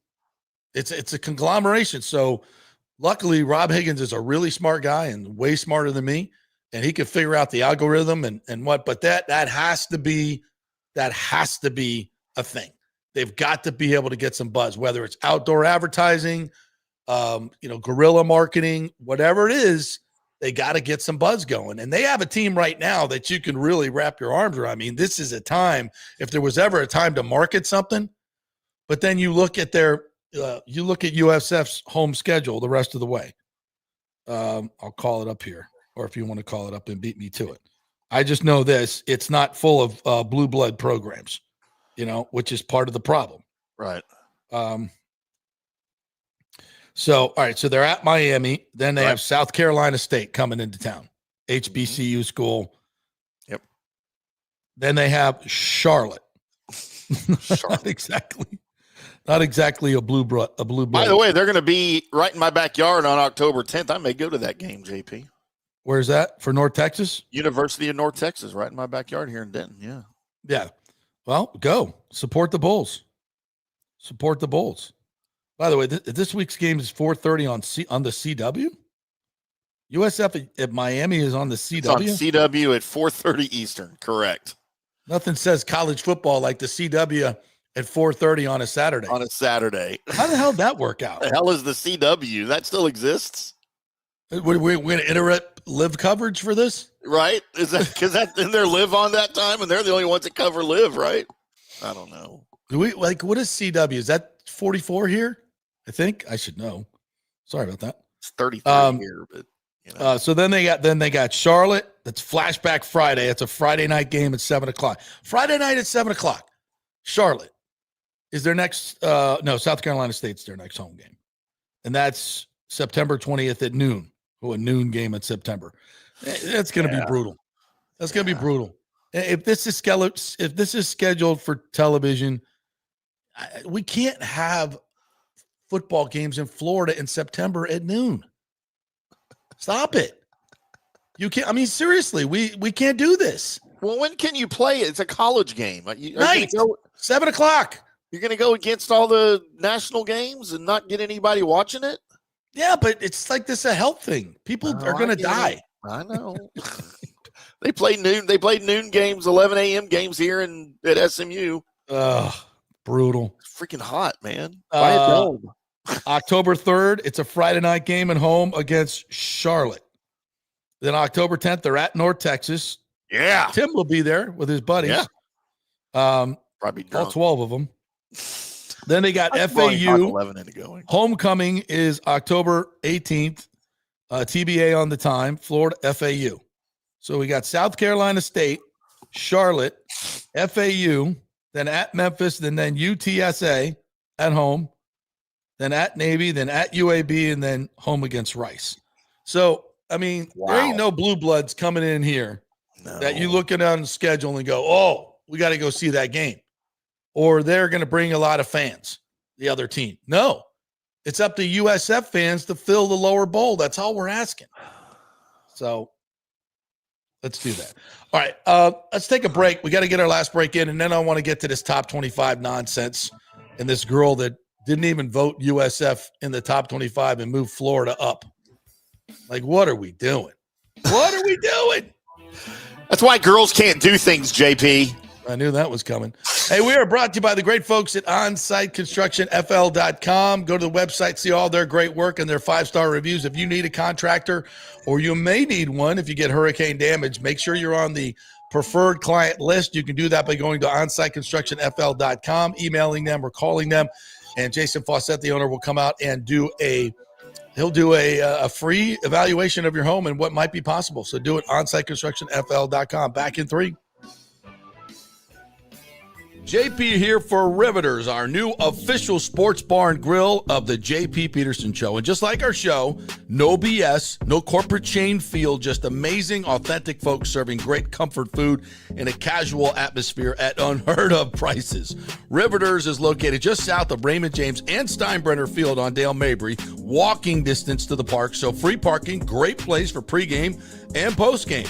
Let's talk about fresh food. Nothing is frozen. Burgers, wings, prime rib, roasted fresh daily, never frozen. That makes a huge difference. The mahi, the salmon, also super fresh. All our sauces are original recipes made in-house. Our Warhawk chili and fully loaded potato soup is made fresh in-house. It's the best food anywhere, served by people who actually care. Riveters on Dale Mabry, just north of 275, just south of where the Bucs and Rays play. We'll see you there. The Golden Diamond Source is working every day to be your family jeweler. Right now, a $5,000 engagement ring with 0% interest can be yours for just $83. So don't let the holidays sneak up on you this year. Now is the time to get ahead with their in-store layaway. Trade in your old jewelry for cash. Gold has never been higher. The Golden Diamond Source is offering the highest ever trade-in values for your gold and diamond jewelry. Now is the time to get your holiday shopping started. So come in now, relax, shop, and save at the Golden Diamond Source. We love Julie and Steve Weintraub, great local philanthropists, and you can find them at 3800 Olmerton Road in Clearwater, where you'll always find the perfect gift, only at the Golden Diamond Source. Welcome to Kingmakers, home of the JP Peterson Show studio and Tampa's premier business networking and social club for members only. By day, it's an exclusive, vibrant co-working space with a stylish conference room, focus rooms, a full production studio, and an in-house marketing team. And by night, Kingmakers transforms into a sports-centric social hub with a full sports bar, golf simulator, and exclusive events. For young entrepreneurs and seasoned professionals, it's the perfect place to work hard, play hard, and make big moves in Midtown Tampa. Close the deal, celebrate the win. Only at Kingmakers. Become a member today at kingmakerstampa.com. Your business, your club. JP here for the Jeeves Law Group and my man Scott Jeeves. If you're going to hire an attorney, do you want some guy looking for a quick settlement and a quick buck, or do you want an attorney with some chops? Scott is a board-certified civil trial lawyer and a certified circuit court mediator. Been practicing in the Tampa Bay area for over 30 years. He is a peer-reviewed AV preeminent-rated civil trial lawyer. They just don't hand out those classifications. He's been the lead class action counsel on many complex consumer protection cases and has handled hundreds of serious personal injury cases. He's dedicated his career to protecting injured victims and is committed to vigorously representing you. We're local, we're trusted, and we get results. Personal injury and personal attention. Call for a free case evaluation. That's 888-9-JEEVES. That's 888-9-JEEVES. The Jeeves Law Group. With this record heat in Tampa Bay, you better have your AC unit running at peak efficiency. Third Generation Plumbing installs the best American standard AC units. Our split systems offer the highest efficiency available while reducing energy bills and maximizing comfort. That's why Third Generation Plumbing trusts American standard air conditioning, built to last, made to perform. Whether it's a new install or an emergency repair, our family-owned team brings 3 generations of trusted service to your home, now with the unmatched reliability of American standard. Plumbing or cooling, we've got Tampa covered. Call Third Generation Plumbing today, 813-961-8024, or go to thirdgenerationplumbing.com. And we also do AC. Let's go. Right now, back to the show on FanStream Sports. All right, welcome back to the JP Peterson Show. Let me tell you about a company called Delete Me. They make it easy, quick, and safe to remove your personal data online at a time when surveillance and data breaches are common enough to make everyone vulnerable. What do these data brokers do? Well, they get your name, your contact info, social security number, home address, even information about your family members, and could all be compiled by data brokers and sold online. They do it all the time. The New York Times Wirecutter has named Delete Me their top pick for data removal services. Folks, you could lose your house. You could there's a lot of things that can happen with fraud and identity theft. So make sure that you're doing everything to make sure that doesn't happen. Take control of your data and keep your private life private by signing up for Delete Me. Now with a special discount for our listeners today, get 20% off your Delete Me plan by texting HIT, H-I-T, to 64,000. The only way to get 20% off is to text HIT to 64,000. That's HIT to 64,000. Message and data rates may apply. So get yours. now. All right. I'm going to start a website that's deletemyex.com. I love that idea. It's a great idea. Rick says Dan Patrick show was all USF talk in the first hour. He was asking why USF wasn't ranked in the top 10, right? Well, and they were, it was, when USF gets popular, all the national shows jump in and they're like, wait, why are they called South Florida? They're not in South Florida. I've always wondered that myself. It all starts up. And so, but now they'll know. Now they'll know where they are. Absolutely. So this is one of the reasons why they're not higher is this young lady, Haley Sawyer, who is a beat writer for the USC Trojans, is on the one of the 60 voters, I believe, for the AP top 2025. And she moved Florida up in her poll and did not rank South Florida. And she said, basically, I don't want to give away my process or how I go about these things, but, it's not even that big a deal. There's lots of voters, blah, blah, blah, blah, blah. She really minimized what she did. And first of all, that's a bad defense. If I were your attorney or your media person, I would have said, I made a mistake. I meant to put S Florida and then it came out Florida. So, and that would be done with it. Everybody would have given you a pass for that. But when you come out and say, it's not important, I have my process and blah, blah, blah, blah, blah, you look like an idiot. And worse, you look like you don't care and you're not doing your job. Look, believe it or not, I was a top 25 voter back in 1997 when I was working in North Carolina. And it wasn't easy back then to try to keep up with all the stats and numbers, certainly not as easy it is now. I would watch college football final basically at the end of the night, and stay up all the time, no matter what my work job was for that particular day, because I would typically be either anchoring on the weekends. Well, yeah, I was anchoring on the weekends in Greensboro. So, but I would have access to a lot of the game highlights, and I would not only get highlights we show, but I would stay late afterwards, and I would watch all the highlights that came in on our satellite feed. Right. And try to get a feel for who's doing what. And I'd get, 4 or 5 minute highlight packages on our feed. So I took it very seriously. And I think you should. If you're going to agree to do it, you better take some time out or, go to your employer. Because I've heard tons of people making excuses about this girl and, she's a beat reporter, so she's only watching one game. No. That's not how it works. When you agree to do this, you better find a way or figure out a way to put some time aside to look at all the different games and watch as many highlights as you can and read as much as you can. You have a very big personal responsibility. You have a responsibility because these kids are working their ass off. You think these USF kids, how they feel, the coaches who've been busting their ass, freaking 3 times a day, in the heat of the summer, working out all the work that these guys put into it, and you can't take the time to put any effort into this? Anybody listen, I have compassion for anybody who makes mistakes, obviously, which I would hope that she just, did that. Just own it. Yeah, just own it. But to tell me you have a process and you still think Florida's better than USF and you don't even have USF in the poll, and it's not that big a deal, well, you're out of your mind. She should immediately have her vote taken away.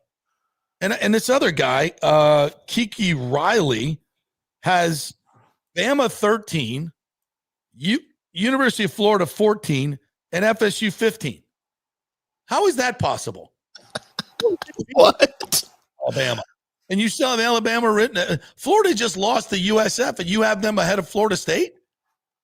It's not just a lot of these people don't take this very seriously. Not at all. There's plenty of people who will, because clearly this girl is not doing that. She's not. And anybody who's making up excuses that they don't have the time in this day and age with all the information that's available, you can go on YouTube and see highlights of every single one of these games about a half hour after they're done. So I don't want to hear any of that nonsense. Okay. If you agree to do this, you better work it out with your employer, because first of all, it's good for whoever you work for, because people you can put in, if you're doing it the right way, you're putting your ballot out on your platform every day, getting, more pub for your paper, your site, whoever it is you work for. So they better be helping you out. in terms of getting the information and doing it right. Because now y'all look like idiots. And unfortunately, there's going to be a sexist part of this. I get it. That's why this other dude who clearly doesn't take his ballot very seriously either. But yeah, and these things have always been, they're important. Now, they're not like BCS important like they used to be. But yeah, you don't think that the college voters, the coaches, if there's perception of how good teams are, this stuff matters. Pay raises, recruiting, all of these things, your ranking freaking matters, and it matters a lot in college football. So to even say that it doesn't matter that much, you have no idea what you're talking about, and you have no business being a top 25 voter. And if you were a guy, I'd be saying the same damn thing. It has nothing to do with her gender. Yep. But it does, raise an eyebrow. I understand a lot of people don't do things the way they used to. Nobody cares about their job like they used to. I get it. But I'm tired of that. Take it seriously. If you're going to agree to do it, you better take it seriously and have the time to do it. That's all I'm saying. And if you're USF, you should be incredulous that something like this would happen. All right. Thoughts, Timmy? Thoughts? Look, whatever I say is going to be misconstrued, and I'm going to be called sexist, but it's probably not the worst thing I'll be called today. Look, this has nothing to do with her as being a her, right? It has nothing to do with her being a woman. It's about an individual, a person not taking their job seriously, or, as you said, making a simple mistake, which we've all done, right? I've done that in my writing before, and I've got called out, and I'm like, oh, crap, you know what? I overlooked that. It was a mistake. I would love to know what the reason was. I think she should come out and say, well, yeah, here's why I put them this way. Or she should just say, crap, I forgot to put the S in front of Florida. My bad. Hey, thanks for pointing it out, guys. You're absolutely right. That would have been ridiculous.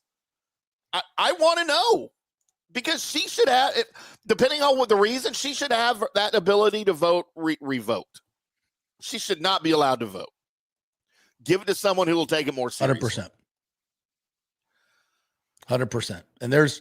And the people that are defending it are just, come on now.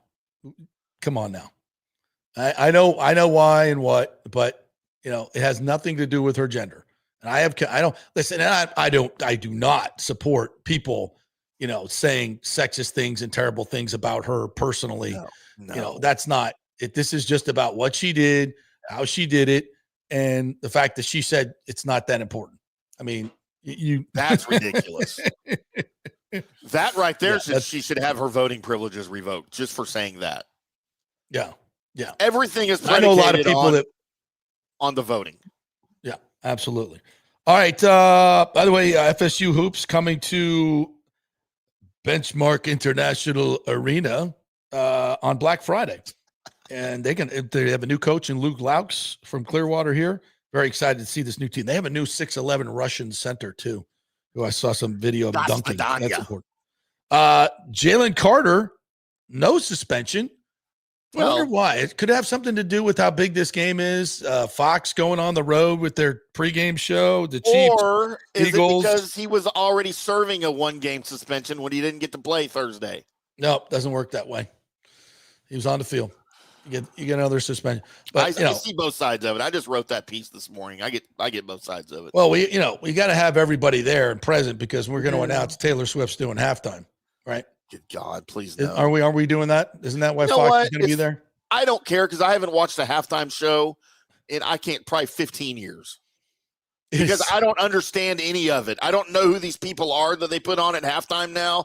I don't know any of the names. Colby Sapp and I got in an argument on the Colby Sapp and IndyCar Tim show after last year's Super Bowl because I didn't understand the person that was on it. He's jumping around on a car on that Buick Grand National that is a freaking awesome piece of automobile, and he's jumping around on it, singing gibberish, and I swear to God, there was not one single English word in anything he was saying.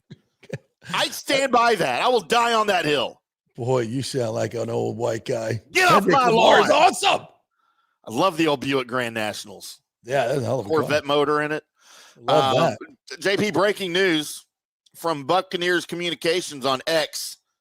Cameron Johnson has been named the NFC Special Teams Player of the Week. Wow. His 54-yard punt return on Sunday was the longest across the league by 31 yards. Wow. As a gunner, he also downed a punt inside the 20. So there you go, Cam Johnson. Good wow, for you. special teams, make it a show. There you go. Scott Reynolds said that. Said Yep. this is going to be the best special teams the Bucs have had ever. And of course, we finally get a run. They finally do something on special teams to help win a game, and that was a big play, given the offense was struggling. But then our kicker, who's been money, misses an extra point and an easy field goal. Like, what the God? Oh my God! All By right, the way, that'll don't do it miss- for us. What's Don't that? miss. From the Rough today, 5 o'clock across all 3 FanStream Sports YouTube channels, or at the brand new FanStreamSports.com. Right there on the front page, you'll see a link to the video. Yes, check out our new website. Really, really cool website, FanStreamSports.com. And don't forget the Big O show. We'll be recording another one tomorrow, but get this one, really good one. We gave you an excerpt of it, but there's much more in that one, so go check that out. And our college football show too, the Burnham Brothers, a great college football show. If you're not listening to this and you're a college football fan, especially in the state of Florida, too, players, assistant coaches in the game know what they're talking about. Very entertaining. Don't miss that. The Burnham And Brothers. JP, I have a shameless plug as well, even if Sure. if you're into college football outside of the state of Florida. I'm now doing a brand new show with the TJ Reeves edition of their college gridiron coast to coast network called Pigskin and Burnt Ends, where we discuss Texas-based college football Nice. and some food and beverage at the same time. Oh, that's So go a check great us out on combo. that college gridiron coast to coast network or over at FanStreamSports.com under Dallas. You'll find I it. love that. I love that. Food and football. My two Yeah. favorite things. Well, It's the best, man. almost. Sorry, Ashley. Love you, honey. And love you guys too. Thank you guys. Like and subscribe, all that stuff, social media, blah, blah, blah. We'll see you tomorrow.